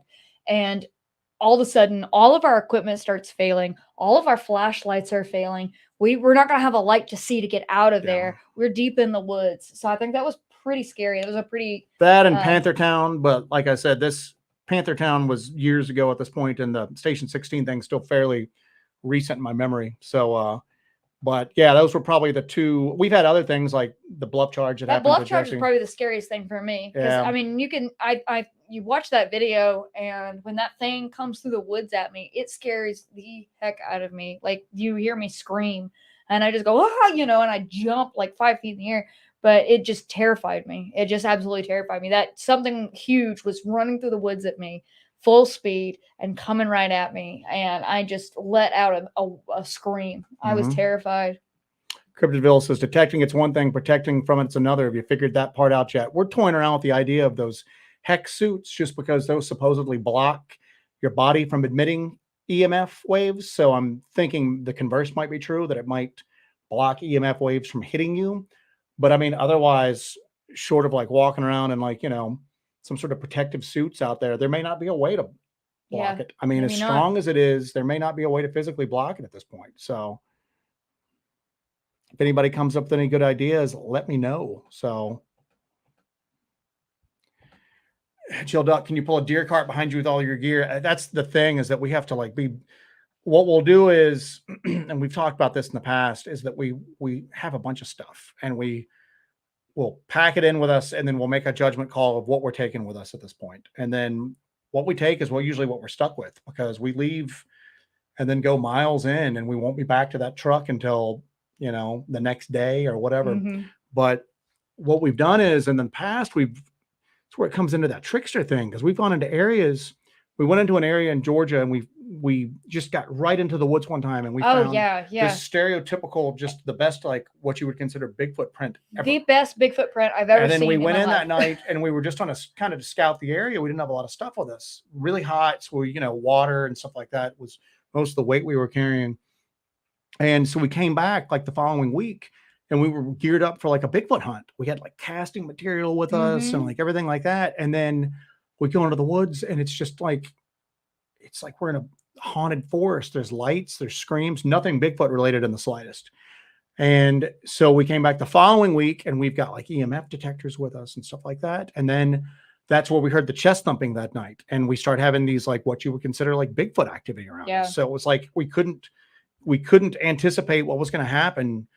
We were anticipating it based on what happened to us previously, and then what happened to us next was always different. So yeah, and that's that trickster element that comes in. Is this thing just toying with us? Is it just a trickster? And it seems like an elemental? Is it actually a Sasquatch, or is it something pretending to be a Sasquatch and just doing all the stereotypical Bigfoot activity and then switching it up when it knows that we have the equipment for whatever else it can do? It does that all the time. Cryptid and Paranormal Kingdom. We ever considered going to Taylor, Mississippi? We spoke about that a little while ago. We've got some plans for getting into that general area with some people that have a line on some current activity that are going on in the area. But yeah, we're considering trying to hit that. It's a time issue for us. Like I said, I mean, we've got to really, for these longer trips like that, we've got to be like a little strategic. And a lot of times it's next to impossible to line up with the people that are there on the ground in that area to take you out. But our overall plan is, to try to hit it over the next like few months, especially. So we still have normal jobs and stuff like that too. We have to coordinate with. Eventually, I might start a Patreon and then just do this full time, and then I'll go wherever you guys want me to go and investigate. Alan Lasser, it seems like Dogman has become bigger than Bigfoot. I'll tell you, as far as I'm concerned, again, I was involved in Bigfoot research for years, and then it became just kind of a casual interest for me. But then when we got back into this, I was just interested in Bigfoot, and she was interested in the paranormal. And I thought the idea of Dogman was kind of laughable when you got down to it. And we were kind of laughing right up until we went to the LBL. I mean, we're posting memes about it. We're joking around about it online. But for me, at least now, as strange as it is to sound, Dogman's more real for me than Sasquatch. We have better evidence for Dogman. We have more. The data points are there for Dogman. Yeah, I mean, we have more activity in these areas with reported Dogman activity. I saw that thing on the thermal and got two. It's not a Sasquatch. I don't know what it is, but it's not a Bigfoot. So for us, at least at this point, Dogman's more real. And it's been weird because a lot of the people we used to correspond with on a regular basis were other Bigfoot researchers. And now, I mean, that it's interesting to me still, and there's definitely something to the phenomenon. But for me, at least, the evidence that's been presented to us and that we've been able to catch is leading us more in towards Dogman research at this point. And yeah, it seems like that's like that for a few people right now. A few people have just gone. You can't ignore the evidence. You can't ignore all these witness statements. You can't. Um, I think the reason why it hasn't been taken as seriously for as long as it hasn't been is because there weren't really anybody out looking. It was just the the realm of just of YouTube and podcast storytelling. Yeah. Now, some of those accounts were true. Some of them may not have been, but that's what everybody associated with. But now you're going out and people are looking and people are coming forward with these really compelling firsthand accounts. And then you've got people like us that are going out and we're going, there's something here, you know. I mean, I don't know what it is yet, but there's something to these Dogman accounts. So Got one from Frank. Looking forward to Wild and Weird West Virginia. Yes, I am too. I am doing a night hike event that Friday. It's October 14th and 15th. And that Friday, I'm doing a night hike where you get to go out with me. If you sign up for this, you get to go out with me on a trail. You get to look at all of my equipment. You get to use my equipment. We get to talk about it. I'm going to do a short lecture beforehand. We're going to talk about all kinds of stuff. And then we're going to actually go outside, go on a little trail, and then we're going to actually use all this equipment that we have. We have tons of equipment, thousands and thousands of dollars of equipment, some stuff that some people will never be able to, kind of mess with. But you have the opportunity to come out with me, see how the equipment works, learn how to use it and actually use it and see how it does in the field. That's going to be a lot of fun. And then afterwards, Joe Perdue from Wild and Weird West Virginia, he's going to cook everybody a fireside dinner. And we get to hang out by the fire that Friday night and hang out, have a dinner, and it's going to be a really good time. And then I'm speaking at Wild and Weird Con the next day at Chief Logan State Park in Logan, West Virginia. So if you guys are in the area, are able to come, I would love to see you. Deer in headlight, those concrete bunkers at the LBL is what he's talking about, were built for protection. The ones that are up around the massacre site, some of them are that people consider bunkers, are old foundations for TVA buildings that were in that area. Yeah. Some of them were rainwater cisterns, and you can find identical ones to what's around the massacre area at the remnants of old homesteads scattered throughout there. You got to go around on foot. You can't find them when it's warmer. You got to go out there when it's cold and the foliage isn't as thick, but you can get out there and walk around on foot and find that repeated everywhere. However, that thing that we found at Station 16 looks like an actual protective reinforced bunker. concrete bunker that you would have gotten into and locked yourself into. You would think that, at least me, I'm thinking, all right, they're in this like little mobile home, that environmental data logging facility with the electrified fence. And then maybe the concrete bunker was a fallback place, but that was just, it was a little bit of a hike away from it. I don't know, but I mean, looking at it, it definitely looks like for whatever reason, that was for, I don't know, 2, 3, 4 people to get in and lock themselves in at that point, and then maybe hunker down for a bit until the coast was clear to come out. So, you know what I just had a weird idea for is, we don't know why that environmental monitoring station is there. There's a tall chain link fence with barbed wire around it, and it looks like it can be electrified, or it was electrified at some point in time. We don't know why they had that station down there or what they used it for, but it's pretty protected for just a basic environmental monitoring station. What I was thinking about is, we can get the doors unlocked. We could get in there and the environmental logging stations, hang out for a few hours. Hang out there, like. Well, when we were, you'll see, we go back to that area after the Dogman conference this past time, and we heard something weird there from that building. So that might be something, is to kind of go in there and kind of hunker down. We wouldn't be able to live stream from there because there's zero signal in that area at all. But maybe they used to monitor these things from that location, and maybe that would draw them in because they think that. I don't know. Maybe what we might do is, and I'm kind of spitballing, is we might go. And again, we're talking about that mobile home thing for around Station 16. It's got that huge electrified fence around it. Yeah. So what we might do is we might go set up in there, and then station a thermal camera on record.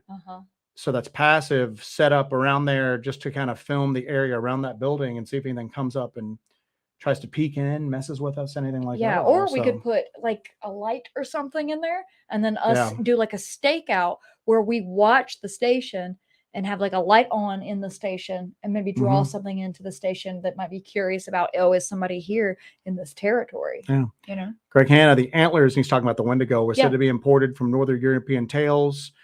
Several talks I've listened to. Yeah, there's things like Herne the Hunter and other things like that. These Northern European deities that were usually associated with like the Fey folk that had antlers, and they think that as the French and other European like trappers kind of got into the areas with the Native American tribes that had this, that maybe just like the Rougarou and Loup-garou and all of that, those tales were brought with them with French trappers and then kind of melded, or the Native Americans adopted some of those terms to describe some of the other stuff that they were seeing. But yeah, there's antlers are kind of prevalent in other kind of like supernatural activity from Northern Europe. So Did you see this one?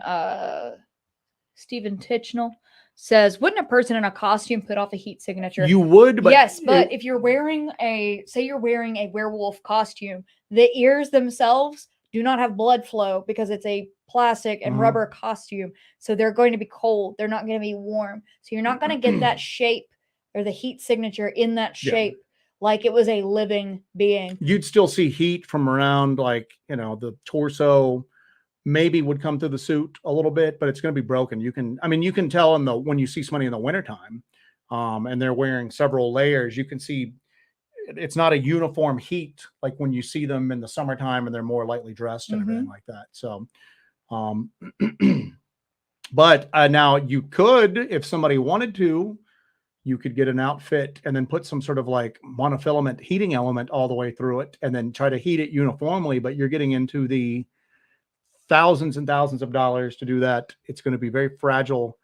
And then you would just be hanging out in gullies in the LBL, hoping that not only are there Dogman researchers there, but they're also Dogman researchers who are armed with high grade thermals. Yeah, so that's a big stretch. You start looking at stuff like that, and then you go, what's more unlikely?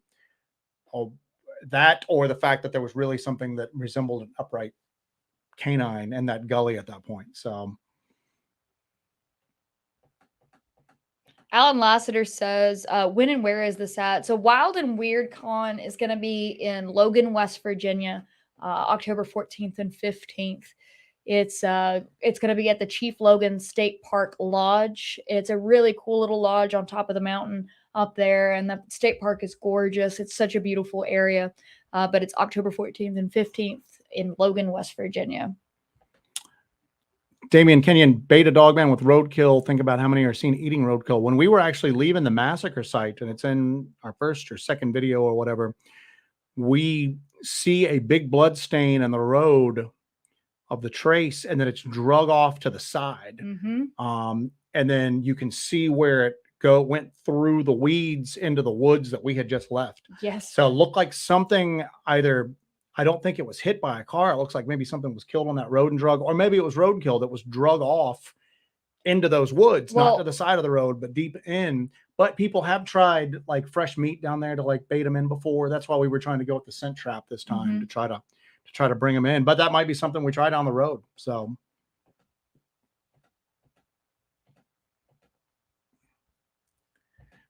James Starkey, yeah, the eyes were hot. If you look at that image we have, you can see the eyes. You can see the snout. You look at the same thermal technology is used by a lot of predator hunters, a lot of hog hunters, stuff like that. Go look at an image of a coyote or even a wolf seen through one of these like thermal scopes, and then look at what we had. You can see the eyes there, because in the second image, it almost looks like it blinks or turns its head away a little bit. There's a change in the facial structure. Yeah, there's a change from image in the face 1 to image 2 where it's moved a little bit. And I always thought, because it looks like one eye is closed, was it blinking or was it in the process of closing its eyes because it was afraid some light was going to come out there and it didn't want to have any eye shine? I mean, at that point, you're dealing with an intelligence at that point, if it's that. And then I think when I started fumbling with my stuff, I think, and this is just conjecture, I think it realized that I could see it. And that's when it dipped down. I don't think it knew I could see it at first until when I panned past it and then stopped and took the image. I think when I started fumbling with stuff, it realized that I could tell it was there, and that's when it dipped down in. So again, that's just conjecture. I can't prove that, but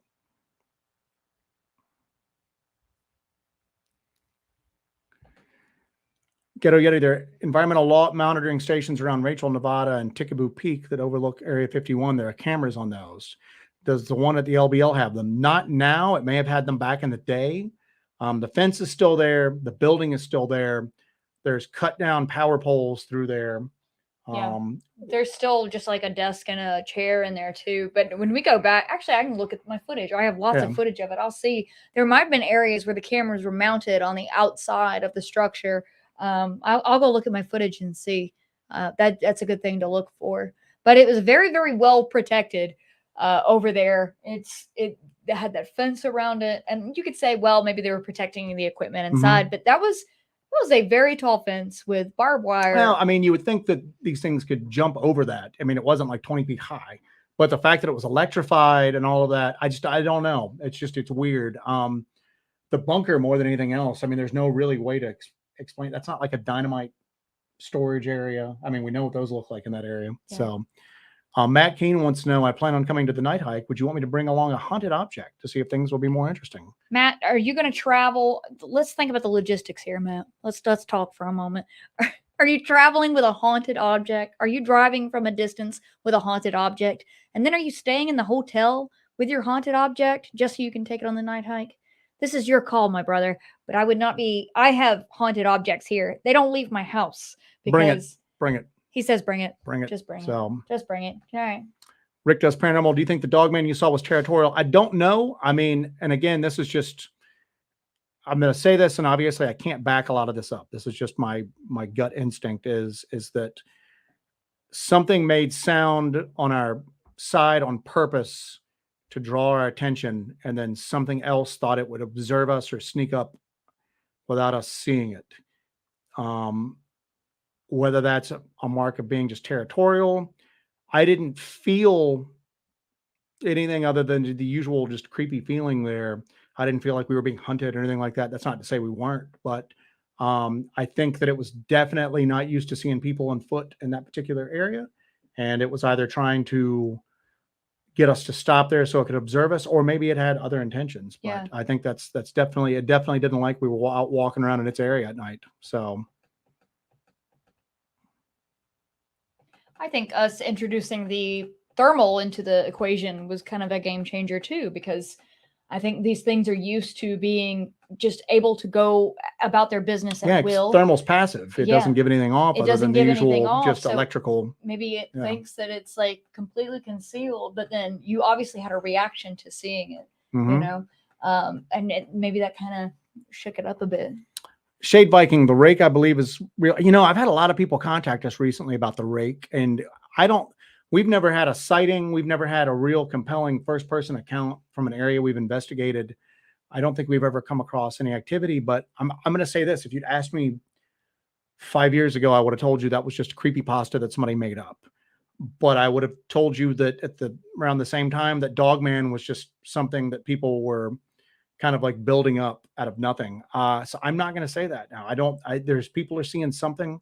There's a long history of just like pale, you know, like bone white, hairless entities. There's the Dover Demon, the Hopkinsville Goblin, were white and hairless. So this might be just another aspect of that. I mean, I think there's something there for it. We've just never had any personal experience with it at all yet. So, yeah. Matt Keenan says, you have mentioned that you get streaks of nothing worth reporting. Does that affect your researching morale? Absolutely not. That doesn't, but we do have nights in the woods, and I think you put that in some of our videos where we've had just crazy stuff happen, and I look at her and I'm like, what the hell are we doing? Why are we doing this? They're normal people out playing golf tomorrow, and we're walking around the woods at night with this. So we've had that with weird stuff. Yeah. So, yeah. But you know, going out into the woods is its own reward. Even if nothing happens, it's still I don't want to say a bad day in the woods. It's a good day in the woods because there are some bad days in the woods, but that's its own reward. And listen, you're not going to always get something every time you go out. That's just impossible.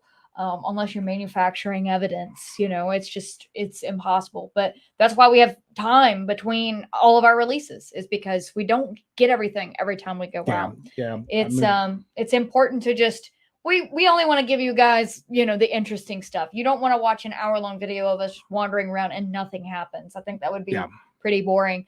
So yeah, but we're just gonna keep doing this. It doesn't matter if we go a long time without stuff happening.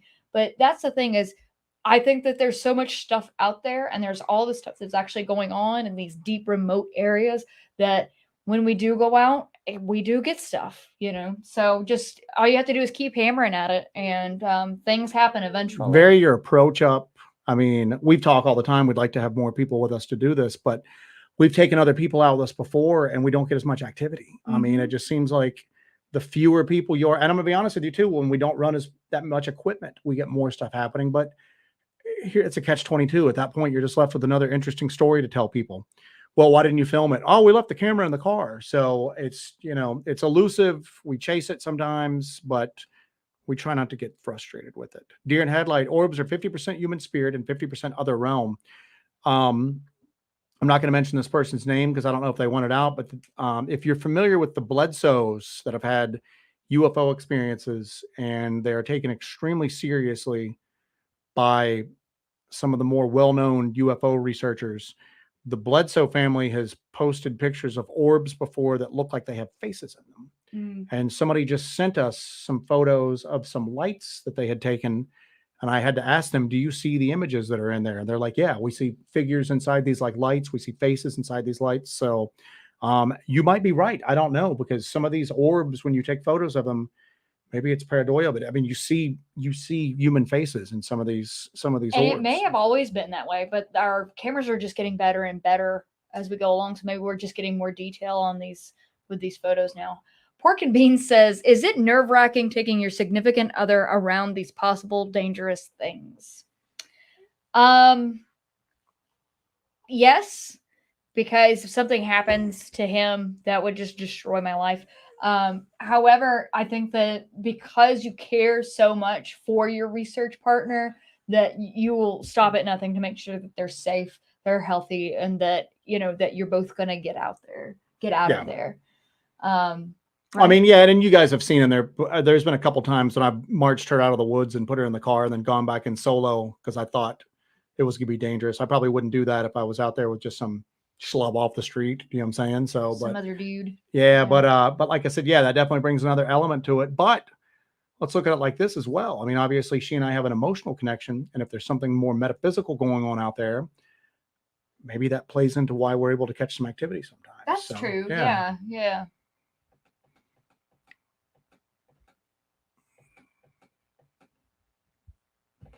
Alan Lasser, a lot of great questions. Have y'all seen any spirits in the woods? We have seen shadowy figures in North Georgia. I saw I'm just call it a full body apparition of a woman in LBL on Midsummer's Night next to that cemetery. And it was so lifelike and realistic that at first I just realized it was a woman. And the cemetery that's near the massacre site, somebody had been going to the bathroom up there. There was like human feces all over the area. And we tried to clean it up as best we could with what we had, but there was still a ton up there. And when we're walking, I'll scan around a lot and I'll just kind of like put my flashlight. I've got like a little tack button on there. So just like a momentary on and off. And I looked and saw her. And my first thought is that this lady's up here visiting the cemetery and she sees all the human waste that's up there. And we're the only people around here. And she thinks we did it, you know? And then because she looked angry, just like she wanted just to kill me.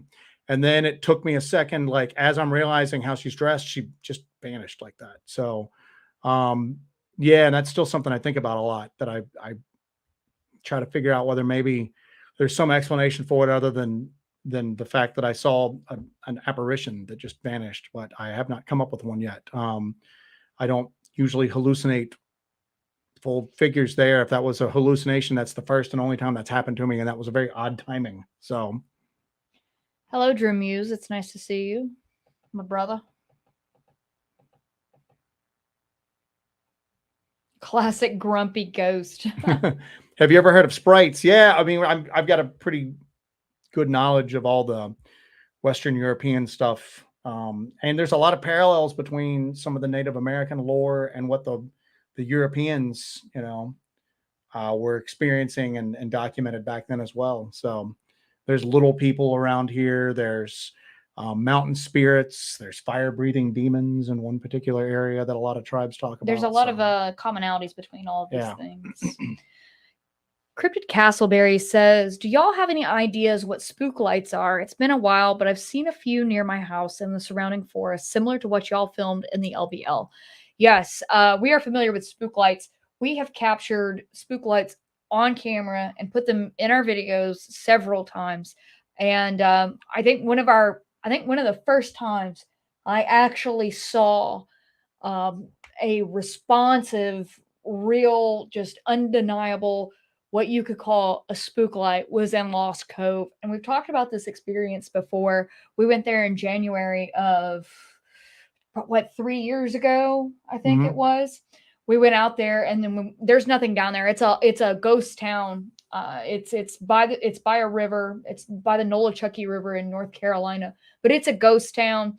You can't get to it other than if you hike this really, really rough trail that's down this mountain that's really, really rugged. It's an ankle breaker. It's very difficult to get down there, but we hiked down during the day, stayed there for a while through the night, and then we hiked back up at night. It was probably like 4 a.m. or something like that when we hiked back up. But we were hiking back up. We know there was nobody else down there because there's only a one way in. And we're hiking up the mountain and going up that really difficult trail. And down in the valley where the ghost town is, where the remnants of the buildings and everything are, there was this orange light that just came on.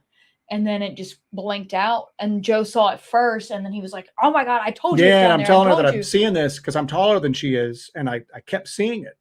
And there's nothing more frustrating than being with somebody like that, because then it's just, sure, you're seeing it, honey. Yeah, whatever. I mean, there's no confirmation for it. Then even you start to second guess it. Yeah. But then she started seeing it as well. I mean, we watch these lights. It takes hours to hike out of there. You're just going back and forth up the side of this mountain.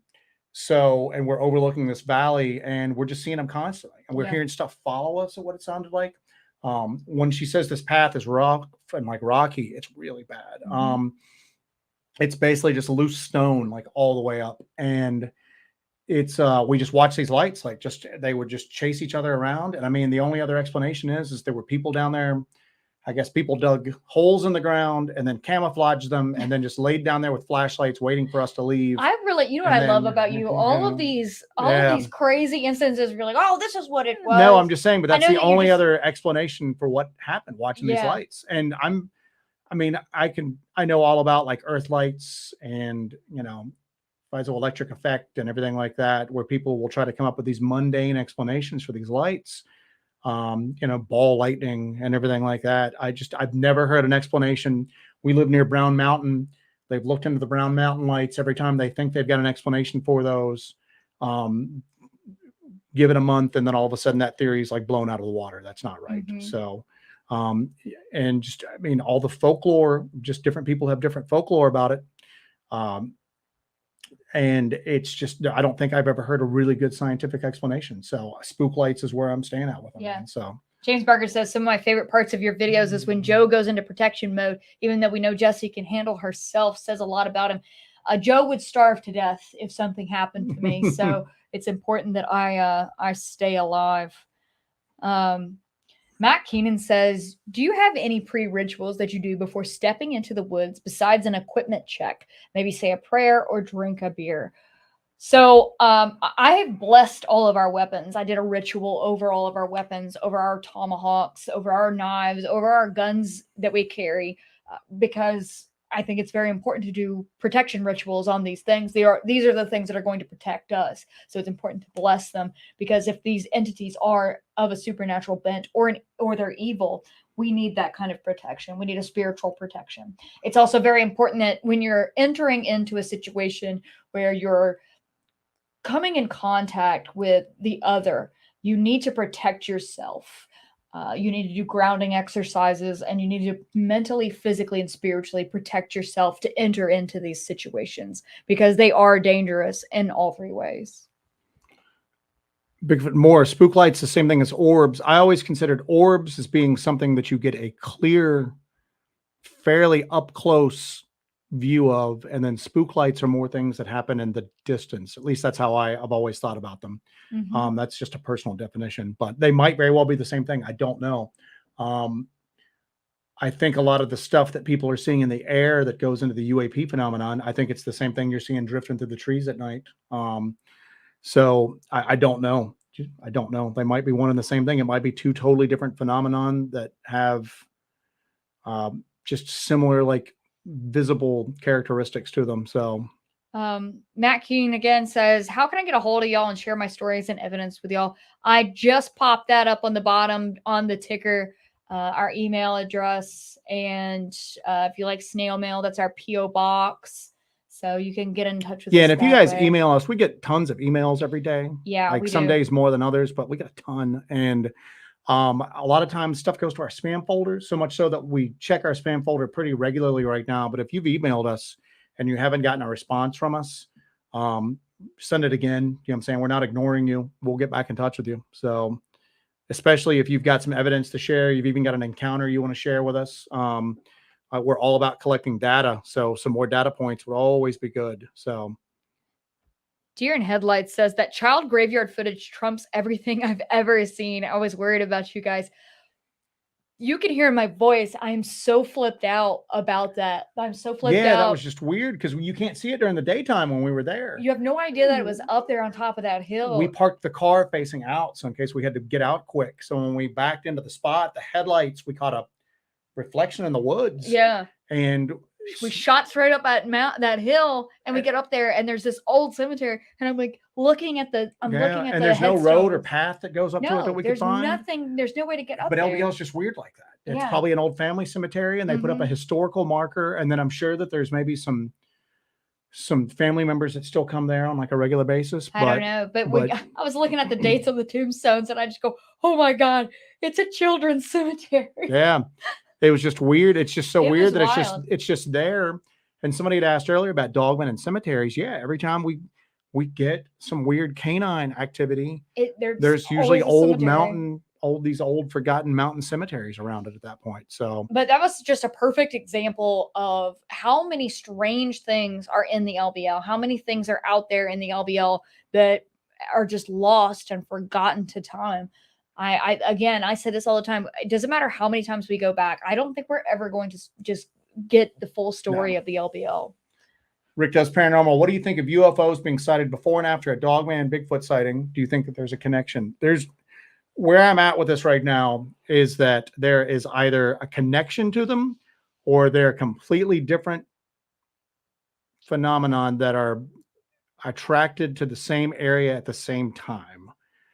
Maybe they're completely different because proof is very hard to come by in this field. Yeah. I mean, you can see patterns, you can collect bits and pieces of evidence, but as far as like an overarching understanding of this stuff, it's next to impossible to do. But so if they're not related, then there's something about maybe a particular area that draws unrelated phenomena in at the same time. So what's that about? I don't know. Yeah.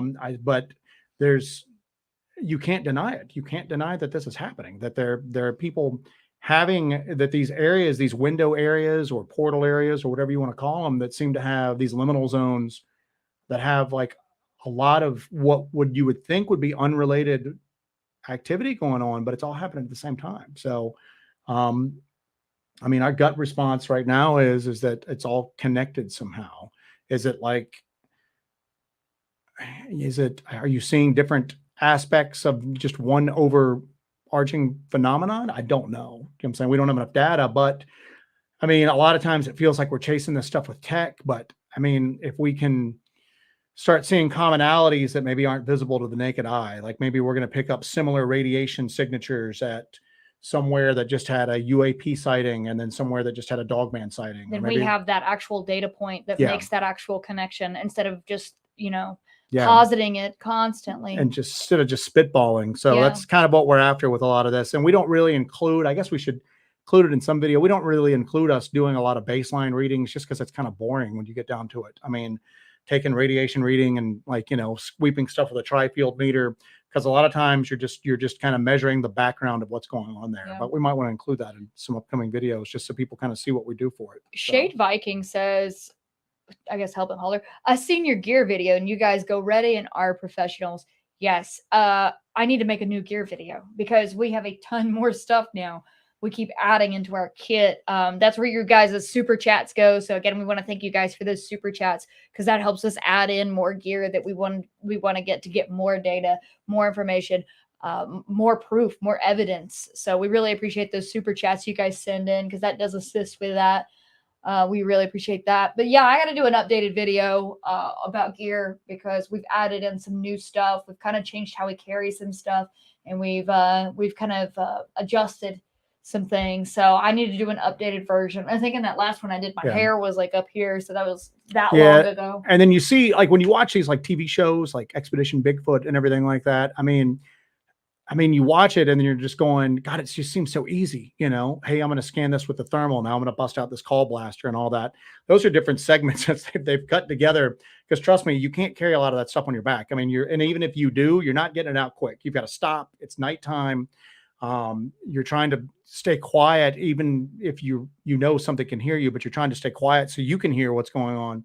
And then you're just digging for this stuff. So it's a lot more complicated and clumsy and just difficult than it actually looks like on TV when you see doing it. So a lot of times we have this stuff and we may not bust it out, but once a month or so, because we think that other stuff will be more useful for what we're going into at that time. So do you have one you want to do? Go ahead. Nope. Okay. Stephen Taylor. Hey, Stephen. Nice to see you again. Have y'all done any investigations around caves? We have encountered small caves in places we have gone to, where the area in North Georgia we go to, we found a small cave and we had some activity around that, but we've not really done any large caves. We've not really gone anywhere where there's like a huge cave and then we've been able to go down into it. I have a bit of a fear about going into caves. We went to the Bell Witch Cave, but that's a pretty safe situation. But going into remote caves kind of terrifies me in a way. I don't think I'm prepared to do that yet. Yeah, I would go in a little bit. I'm not belly crawling through like, like small tunnels and stuff like that, but we'll go into some larger ones. So have you ever heard of the Pukwudgie? And if you have investigated them, Pukwudgie is mostly, I want to say it's around Delaware. It's like further north than us, but we have an equivalent here. It's the Cherokee, like little people. Pukwudgies are little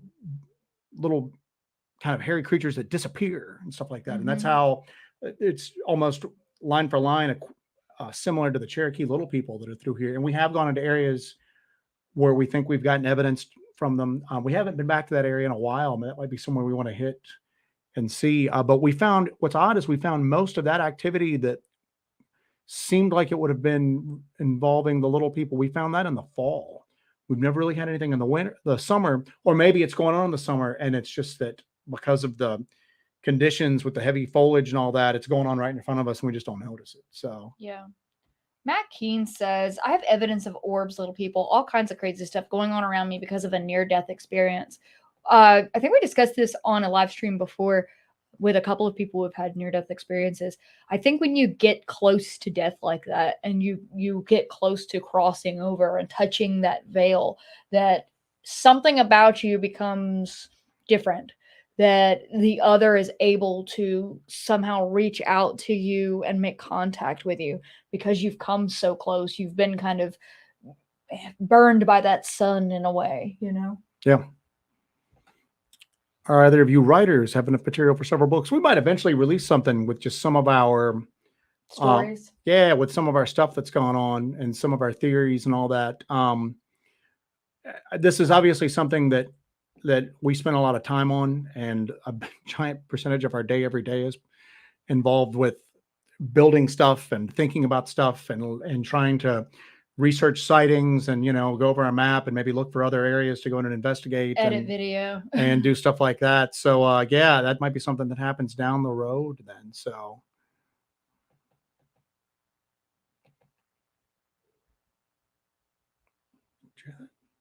Yeah, what was that? Was that a growl? I don't Oh know. my god. We don't have a dog, and we just heard a growl in the house. Oh god, guys, I just don't even know. We've just had such strange things happen during this live stream today. We had the weird noise outside. We've had internet problems. It is just all happening, friends. And now Joe has left to go check out a strange growl that we just heard coming from inside the house. So that's awesome. Awesome. Todd Brown, you're leaving tonight. Good night. Good night, Todd Brown. Hopefully Joe comes back. Hopefully everything's okay. Matt Keene. When I had my near-death experience, I saw hell. Matt, you need to get right with the Lord, son, if you're having near-death experiences and seeing hell. Let's see.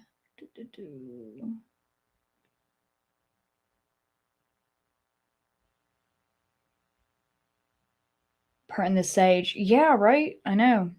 I'm probably going to do that after we get done.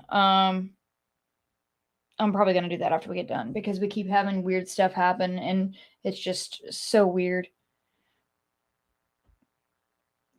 Mark Barball. Do you guys believe in giant man with the 2 rows of teeth? And have you ever looked into it? I think you're talking about Nephilim.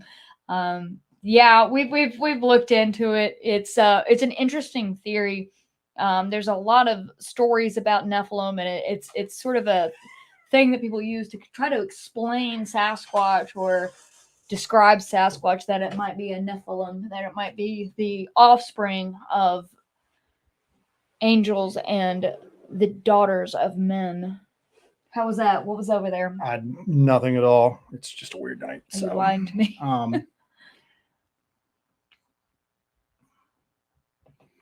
True Muse has been seeing a lot of black figures a lot lately. Shoot me a message and let me know about that, Mr. Drew. So, I don't know what's going on, man. We heard like something on the wall. I don't know. There's no wind out there right now. No, so yeah, it's not. It's just a weird thing, or maybe we're just a little keyed up, a little jazzed up right now. A little keyed up, yeah, a little keyed up. So Jill Duck says that we need to sage the house right away and say some prayers. Yep, I'll be doing that when we get off the live stream tonight. I'll go ahead and do that because I'm getting a little tired of all of this because we've just been having a lot of problems with electronics lately and all of this. So I was actually happy to be in the woods far away for a while for the weekend when I did my first aid certification. What's up? Jesse, he went outside and had a Snickers bar. I would love to have a Snickers bar right about now. I'm starving. Yeah. We had to skip dinner to do this because my cat got out the door, went missing. We thought she was picked up by some bird of prey. So we were trying to find her. And so we had to skip eating dinner. So I'm starving. Maybe that growl was your stomach. No, it was not my stomach. We need to mark the time on that when we watch this video again, see if the microphone picked anything up. Oh, well, it was right before 10 p.m. Okay, so.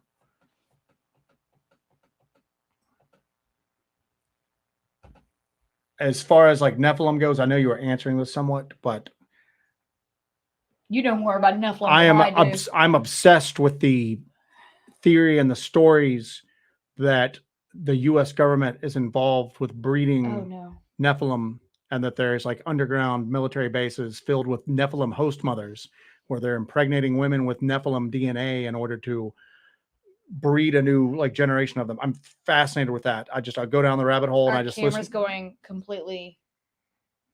Our camera's going completely out of focus now. There it goes. There we go. Weird. What is happening, guys? It's weird. So, yeah. But anyway, I'm just fascinated with that. I will listen to that for hours. And Nephilim host mothers is just it has piqued my interest. So,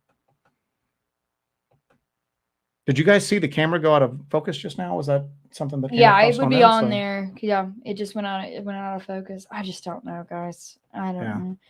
Matt Keene goes. Like a brought up subject and weird things happen to y'all. Like I'm a magnet for the weird. I hear you, Matt. That's me too. It just does. It's never ending. AJ Bates, in an episode of Skinwalker Ranch, one of the field techs describes seeing what appeared to be a swarm of black-looking beasts swirl in a tornado and visually form into a wolf. I've watched that show a little bit off and on. Just it's a time thing. It's interesting, but I just haven't had a time to watch a lot of it. But I need to find that episode because yeah, that's the thing is that the guys at Skinwalker Ranch pretty much got into that because they were looking for at first like UFO type stuff. It's originally what brought them in. And if you noticed, a lot of the evidence they've found there, strange lights, portals, just strange creatures, entities, and everything like that. But it just seems like there's so much discussion of just like dog type entities or wolf type entities that is going hand in hand with some of these like real, just traditional like UFO hotspots. So. Alan Lassiter says, didn't they find a cave out west with giant bones in it? Yes. They also found They found giant skeletons buried all over the U.S. This was there was a big rash of that happening in the 1930s, 1920s, like 19th century up to early 20th century. And it's weird because people will go, "Oh, that's ridiculous. The Smithsonian didn't come in and steal all those giant bones." And you're going, there's just so many newspaper articles where and people go, well, they would drum up crazy stories when it was a slow news period to sell papers. But you look at these news accounts and they're not really done in a sensational manner. They're done just very matter of factly. If they were trying to just drum up like readership, it seems like they would have taken a more sensational. It's done almost clinically. They just go, oh yes, some more bones were found and they were sent off for, or so-and-so came and collected them. It's just done very matter of factly at that point. It's not a very overly sensationalized story. So I'm a firm believer in that they have found large bones like that, and they have just entered into the, the maze of academia, and then they've just gotten supposedly lost and never be like seeing the light of day again. So Greg Does Paranormal says, what about the giant of Afghanistan? That's the giant of Kandahar. Yeah. So yeah, I'm telling you. And with that one, he was alive, wasn't he? And there was like a battle. Well, he wasn't, but yeah, they got into a battle with the special forces team in the mountains up there. So, Jones said, "Farmers, from one Hillary's emails too about the Nephilim, there was actually in the Hillary Clinton email dump. There was a thing about Nimrod's tomb, I believe, or something about Nimrod, the Nephilim, everything like that. And again, if that was code, that was some weird code. Yeah, that's very strange code. Actually, I'm going to. You don't know what those people are up to. The Bohemian Grove set. You don't know what things they're getting involved in their free time." And Barton says, weirdness tonight. Yes. Yeah, the camera thing was weird too. I'm glad that at least something visible happened that people can kind of see that there is some weird stuff going on here. It's just like everything. It's like you just wait for it. You'll all see.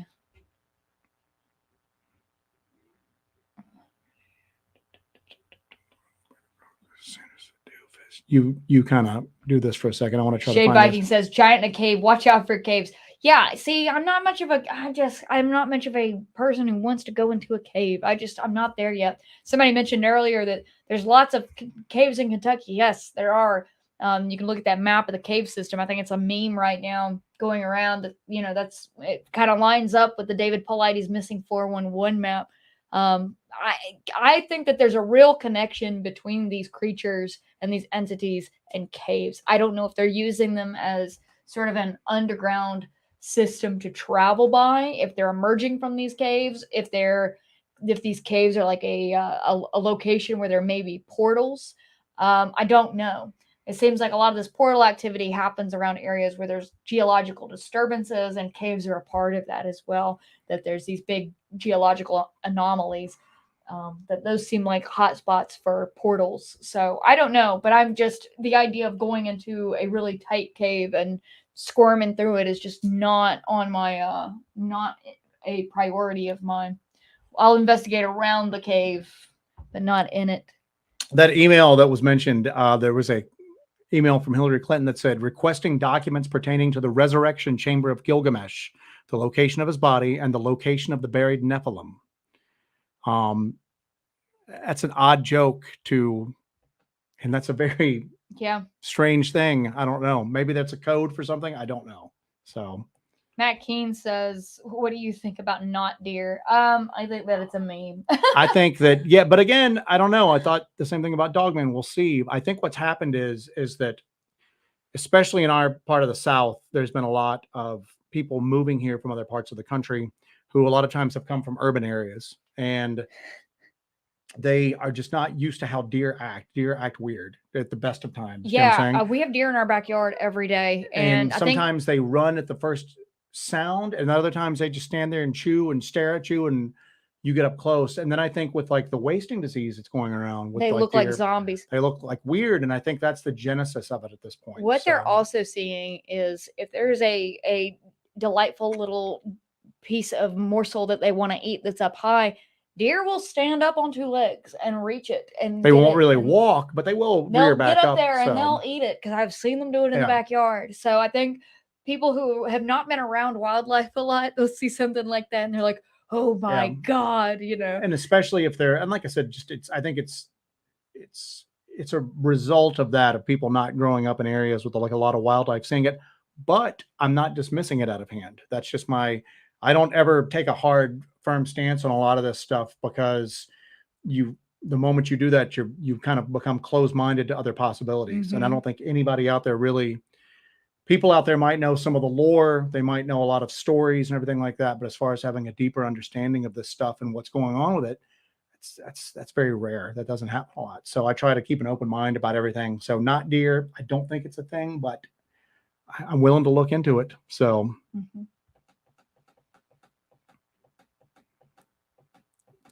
Yeah, what do you want to do? nope, go ahead. I'm still catching no, up. I So. don't. Let's see. Soldier says, Rick, she's replying to Rick in the chat here. The giant described by soldiers in Afghanistan are also described by my tribe's history, as well as many others. Sarag Winnemucca, I hope I did okay at that, described the giants as they battled red-haired. So a lot of these giants in lore are described as red-haired, and I think that scholars will often discount that in different areas where they find these bones or these remains or anything like that, or the stories about them as being Vikings coming to that area. Yeah, I mean, you hear that with like the Moon-Eyed People legend that we talked about a couple weeks ago. There was a explanation that it was a tribe of Welshmen who had come here because there had been some sort of internal difficulties politically, so some of them became exiled and came over. But when you track the story down, there was supposed to be a Welsh prince in exile who led some of his people over here. And but if you look it up, that there's no record of that Welsh prince ever existing and everything. It's just something that somebody has tried to cobble together to explain away the weirdness.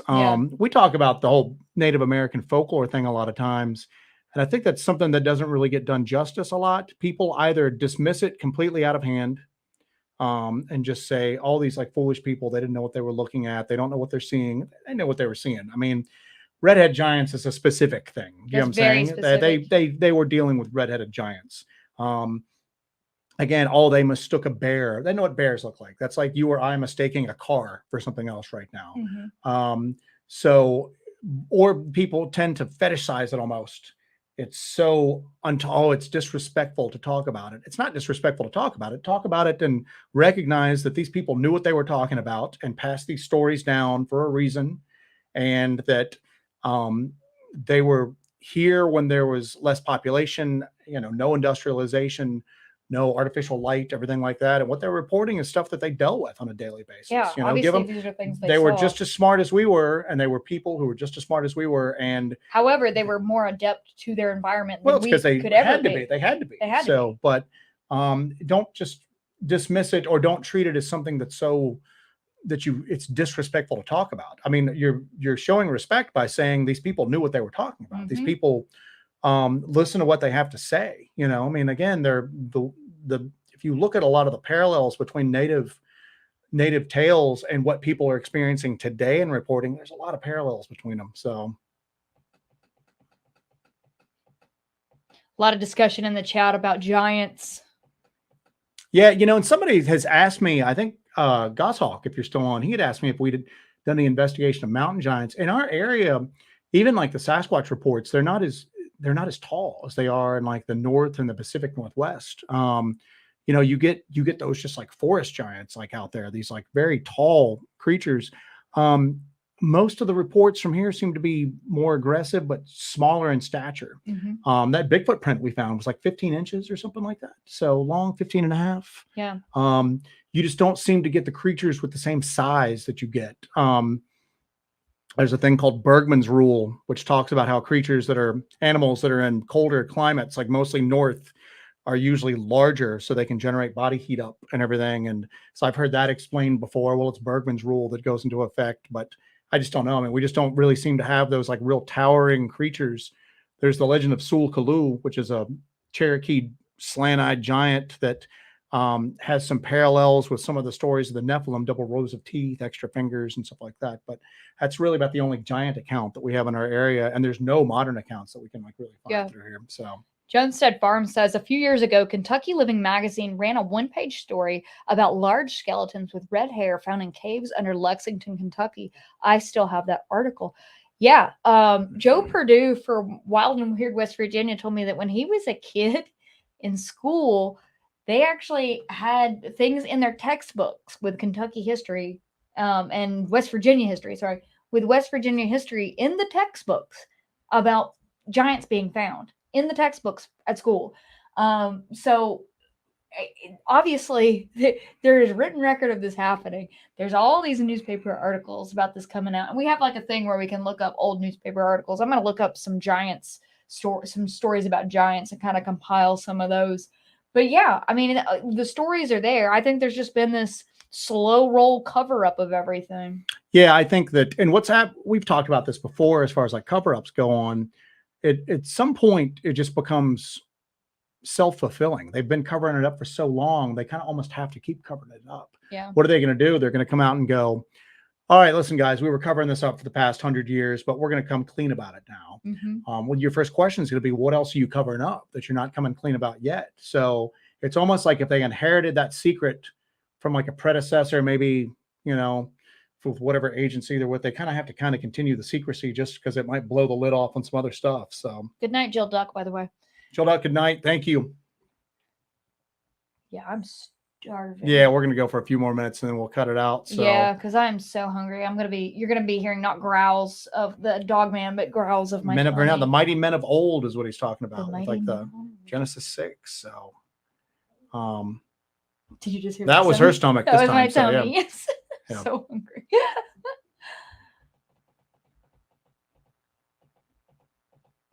Going through the chat here. Yeah, there's a lot of interest in giants. And like I said, I find it very interesting. We just don't, we have the stories from like north of us, but there's just not, we get more like little people stories through here. And then just, you know, a lot of the Cherokee legends talked about creatures that lived in the mountains that were almost the equivalent of like European elves at this point. So I skipped yours. Sorry. That's all right. Go ahead.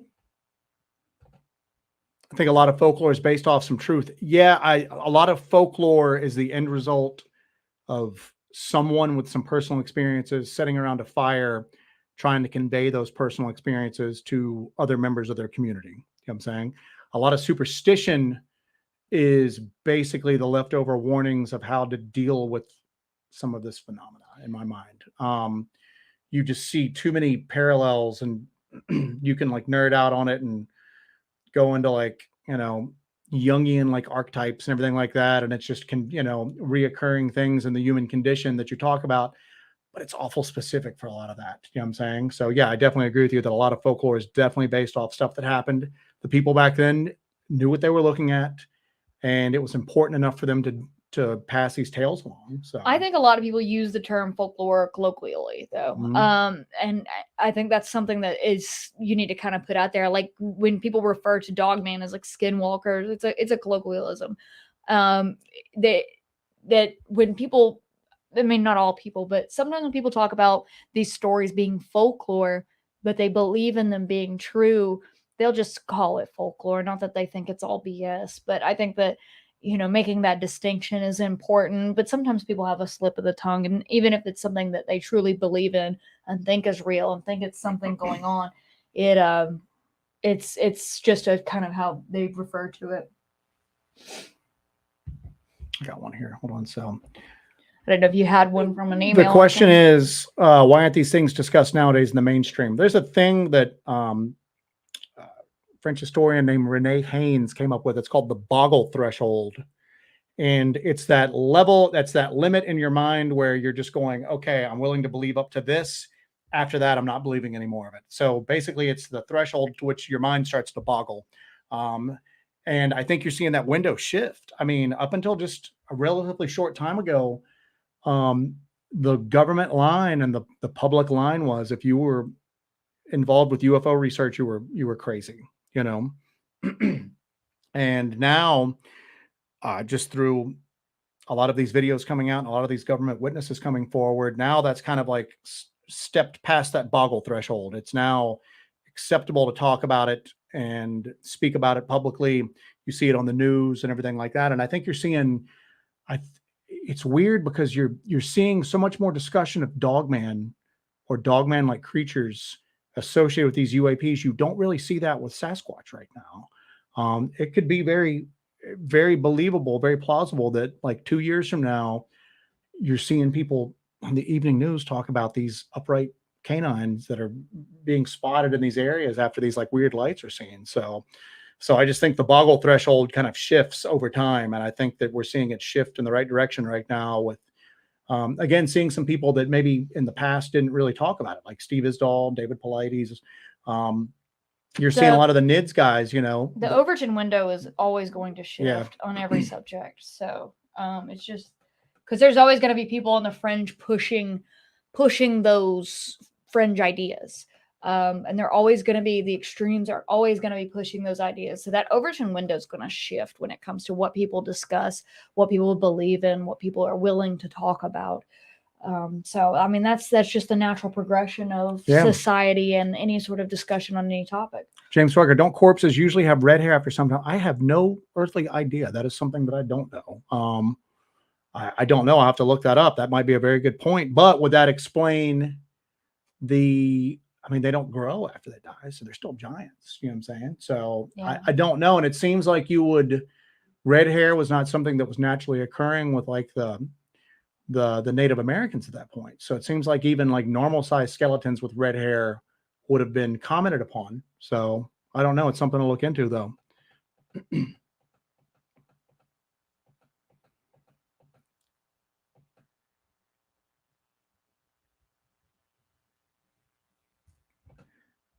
The stories of the little people, it's odd, but I mean, it's especially in this area. I mean, there's a mountain near us where we've heard what sounded like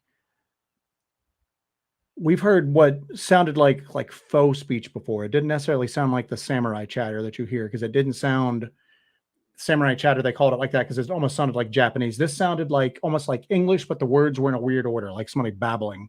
But we did hear what sounded like, remember that high-pitched samurai chatter that we got? That's why we got the parabolic microphone. It was very weird, but it's like a little voice, but it's deep. So it sounds like a male. It's not a squeaky cartoon voice. It's not a cartoony voice, but it was like a little voice, but deep. You know what I'm saying? Yeah, I don't even know if we could replicate it, but it went on for a while and it was conversational. Yeah. It was going back and forth. There was more than one of them speaking. Because I think you even included that in the one video in that area when your face just going, shut up, listen. Yeah. But yeah, I just said those stories are definitely in this area, and there's something to them. Whether they're still around or not, I mean, maybe not in as great a numbers as they once were, or maybe they're in cave. I don't know. Again, you come into this thing where they're there, you just can't explain how or why. So.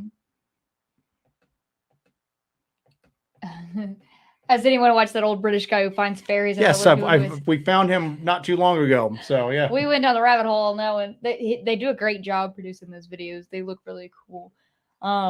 If we had kids, I would definitely let my kids watch that. Yeah. I'm sorry about my tummy. It is going off. Matt Keen says, I heard that type of chatter on the day my friend and me got trapped in a pocket dimension portal type thing.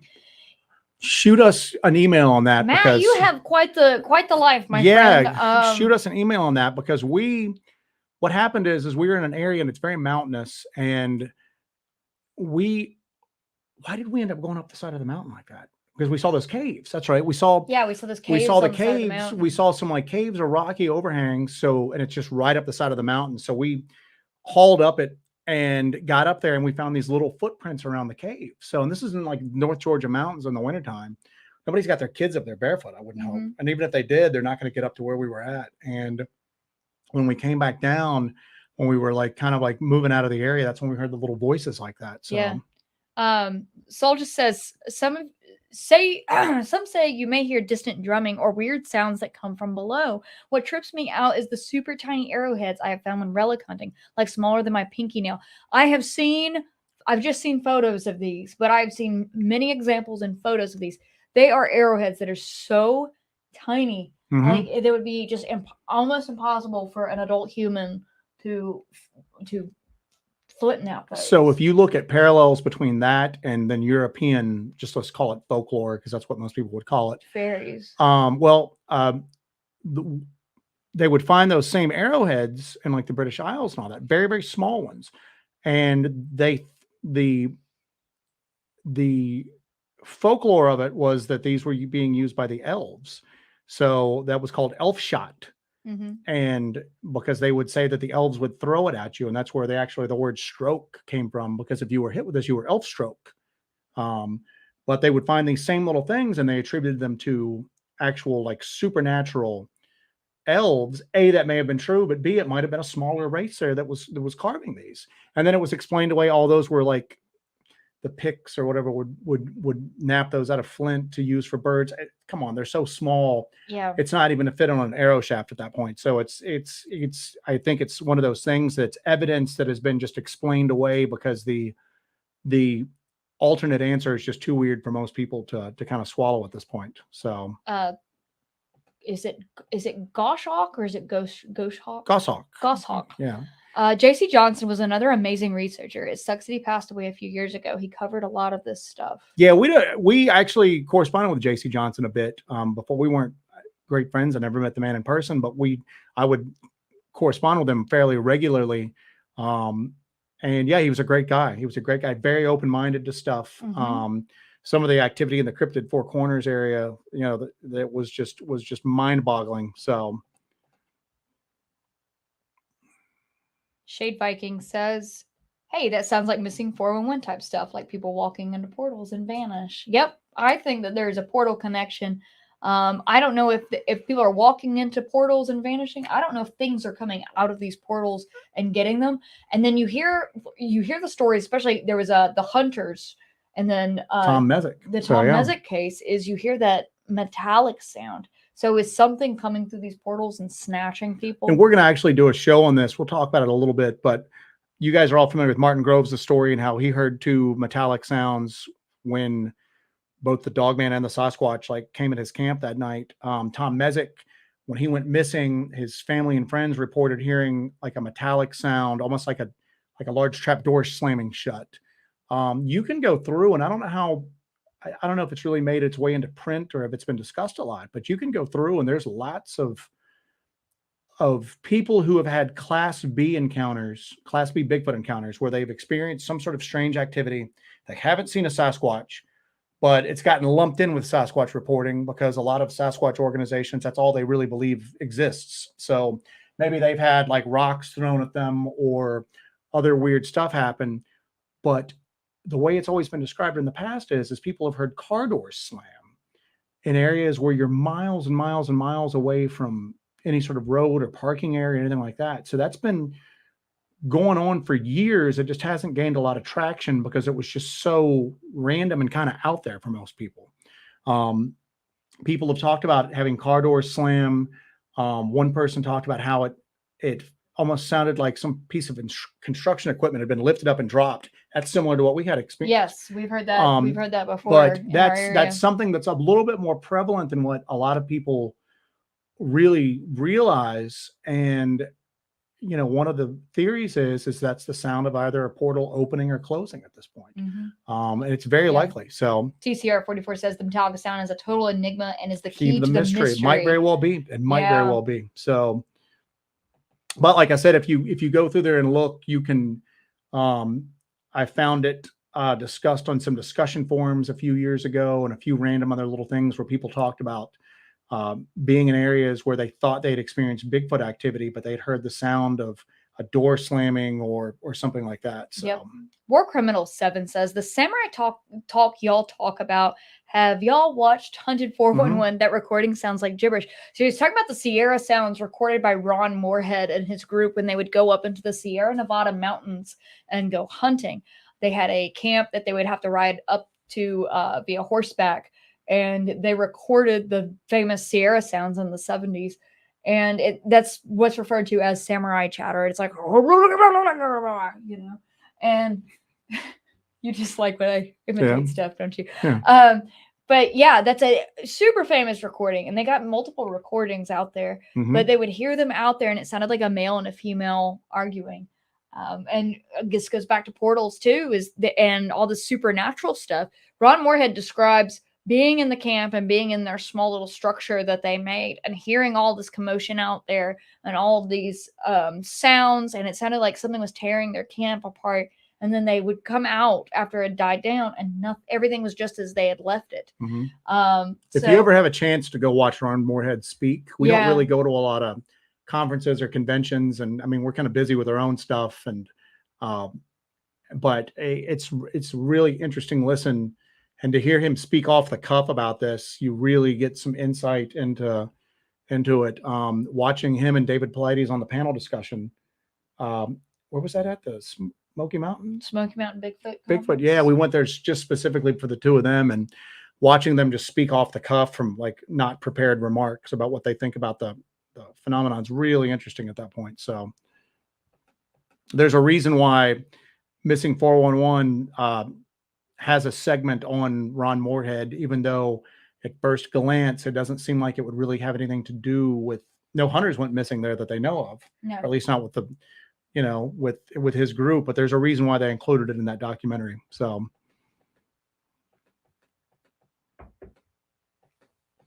catching up here at this point. I know. Yeah. So we still got about 110 people in here. We appreciate you guys all joining us. And like I said, I hope you guys enjoy the kind of free flowing kind of thing that we do here, just interacting with people. Like I said, we'll have a podcast out next week or so on an actual topic. But like I said, for this, we just like kind of getting into interacting with you guys. Yeah, we like these Monday hangout sessions with everybody. Make sure you hit that like button. Make sure you are subscribed to our channel. It looks like the algorithm is not as angry at us as it was. Yeah, before. It's not. We're not losing subscribers and everything like that for no reason. Mikey, the recordings by Ron Moorhead and the Sierra Sound are the most chilling. I know you'd mentioned that, but what I've always found interesting about it is that if that was Bigfoot, then why don't we have other instances of similar recordings? And I've heard people go before, oh yeah, there's another one. I don't know where it's at, but I've heard it before. There might be one or two more, but you find footprints everywhere, you know.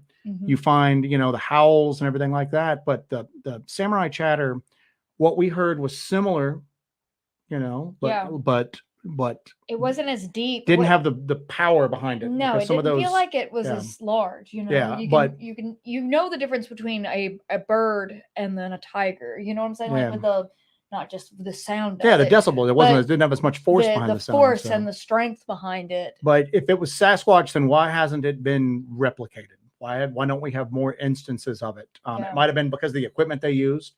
People take cell phones into the woods all the time, but cell phones are really crappy recording devices past just trying to record somebody speaking conversationally in a room. You might have a camera, like a camcorder with a microphone. So it might be because of the equipment they used, or it might be because that wasn't. He's had those audio tapes analyzed multiple times. Martin Groves is in the house. Hello, Martin.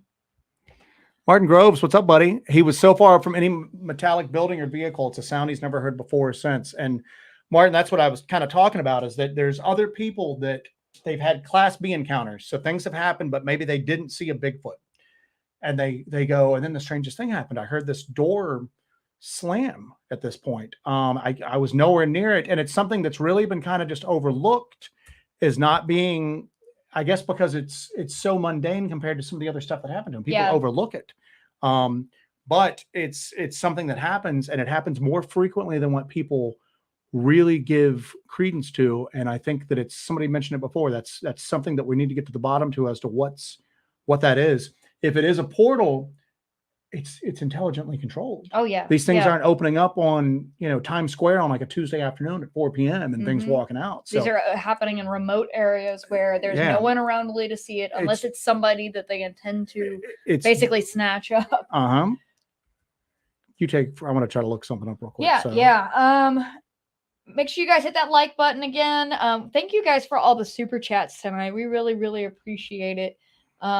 As always, that goes straight to equipment and travel and all the stuff that we do. So everything goes back into this project we call Hellbent Holler, and we appreciate everybody who watches and participates in these conversations.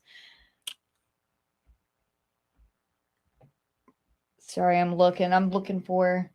Does anybody got anything else they want to throw in there? All right, so I pulled up one of the things I had, one of my notes that I had for the metallic sound with a lot of these, and I'm not going to read it verbatim, but one guy is asking, has anybody heard any out of place, inexplicable metallic sounds in conjunction with suspected Sasquatch activity? If so, are you able to describe the sound? One guy posts a sound clip that I'm not going to play here.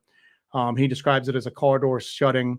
This person goes, at first it sounded like somebody beating an empty trash can, but then it turned out to sound like something altogether different.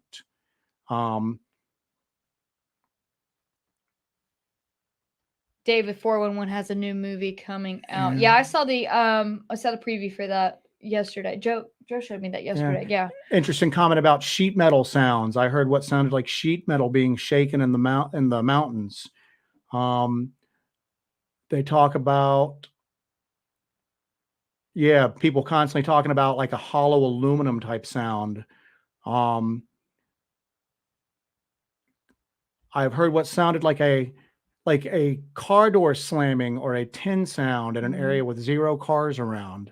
So this is more prevalent but it's always just kind of marginalized because it's not as exciting as these glowing red eyes that I saw in the foliage or anything like that. Yeah. So, but it's more prevalent than what people think. So, and you can people tend to write things off like that, and unless they put it together and see a pattern. So so we've been taking notes on it and kind of like looking at it. It happens a lot more frequently than what people think. So. Deer in Headlights says, keep on bringing the ghost hunting devices and the sites. Yeah, I think all of these entities and all these things are connected. So that's why we bring such a cross spectrum of equipment into our investigations, because it seems like they all have these commonalities of electromagnetic frequency. Not all of them, but we want to kind of test that. We want to see if there's commonalities or connections between these things. And the only way we can do that is by bringing all this equipment and testing it in the field.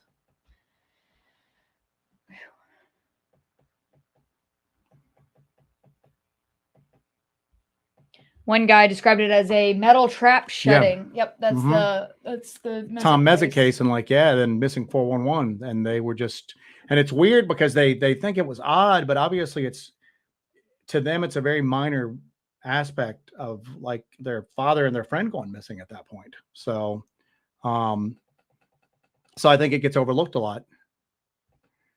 Jay Myers says we're just winging it, and I think he washed his hands of us. Sorry, Jay Myers. So. We are kind of winging it. We didn't really come in with prepared comments. We don't really prepare stuff for Mondays. We would just have a conversation, and I'm sorry that you didn't enjoy it. But purpose. See, and now people are coming up with what I heard sound like a chain banging. It's a metal drum when there was nothing around to make those sounds. Exactly. And you will find metal out in the woods sometimes. You'd be surprised at how, especially if there's been like a tornado in the area. I mean, you'll find stuff that's out of place, but it doesn't explain the banging sound for it. You know what I'm saying? And no, it doesn't a repetition of sound. No, especially when you hear it and you investigate the area and you can't find anything at all for it at that point. So, but yeah, that's something that really just it's an interesting thing. And if it's not a portal opening, then what is it? You know what I'm saying? I mean, most of the time, I mean, overwhelmingly amount of the time, these creatures aren't described as having anything like metallic or like tools or anything like that. Yeah, they're not described as having clothes or. Yeah, I mean, it doesn't really seem like it's something that they would be doing. I mean, so it almost seems like it's somehow associated with the whatever act brings them onto the scene. Are they coming through something? People have even gone, maybe it's subterranean, like tunnel entrances with like hidden doors, and they're coming through those. And that's a possibility. I don't know. You know what I'm saying? So I guess you could get through there with like a metal detector and try to like detect and see if you could find anything. War Criminal 7 says, if I hear metal sounds in the woods, I'm going to freak when hunting this season. Just get out of there. Just get out. Just get out of the situation. All right, guys, we're going to wrap it up, actually. Unless anybody has anything else they wanted to discuss, throw at us. But yeah, we should have a episode of Hellbent Holler coming out this week. So keep an eye out for that. It's what we recorded when we got done at the Dogman conference in Paris, Tennessee. We went over to the LBL that evening and then went back the next day. So that should be out this week. So keep an eye out for that. And as always, we really want to thank you guys for joining us for this really casual conversation that we like to do on Mondays. We love just sitting here and just, you know, hanging out and talking with you guys. We love when you guys bring us new ideas and introduce us to new concepts. And we found out about the Dennis Martin, you know, release. I need to track that down when we get off here. So yeah, thank you guys for joining us. Make sure you like, share, subscribe, all of that good stuff. We appreciate all the super chats tonight. It's really awesome of you guys for doing that. We appreciate it. And Joe, do you have anything else? No, that's it. No? Like I said, our next podcast episode will be coming out, and we're going to be delving into the possible government cover-up of cryptids. Yeah. But we're not going to really follow along the same lines of thought that you usually see with like discussions on this. We're going to try to delve into some other stuff with it. Yeah. So it'll be an interesting little conversation that we'll have, and then hopefully you guys will find it interesting. And like I said, yeah, and we will probably do another one of these Monday as long as there's interest in it, and as long as people like jumping on and just kind of having the discussion with us. Yep, we love having these conversations, guys. So we really appreciate it. So with that, I'm going to bid you all adieu. Really appreciate everything. I'm going to leave this running for a little bit. You guys can all be in the chat and say your goodbyes to each other. I know everybody likes meeting each other and hanging out. So we really appreciate you guys and everything that you guys do. So I think that's it for Hellbent Holler. I'm Jesse. I'm signing off, and this is Joseph. So thanks, guys. All right. See y'all soon. Bye.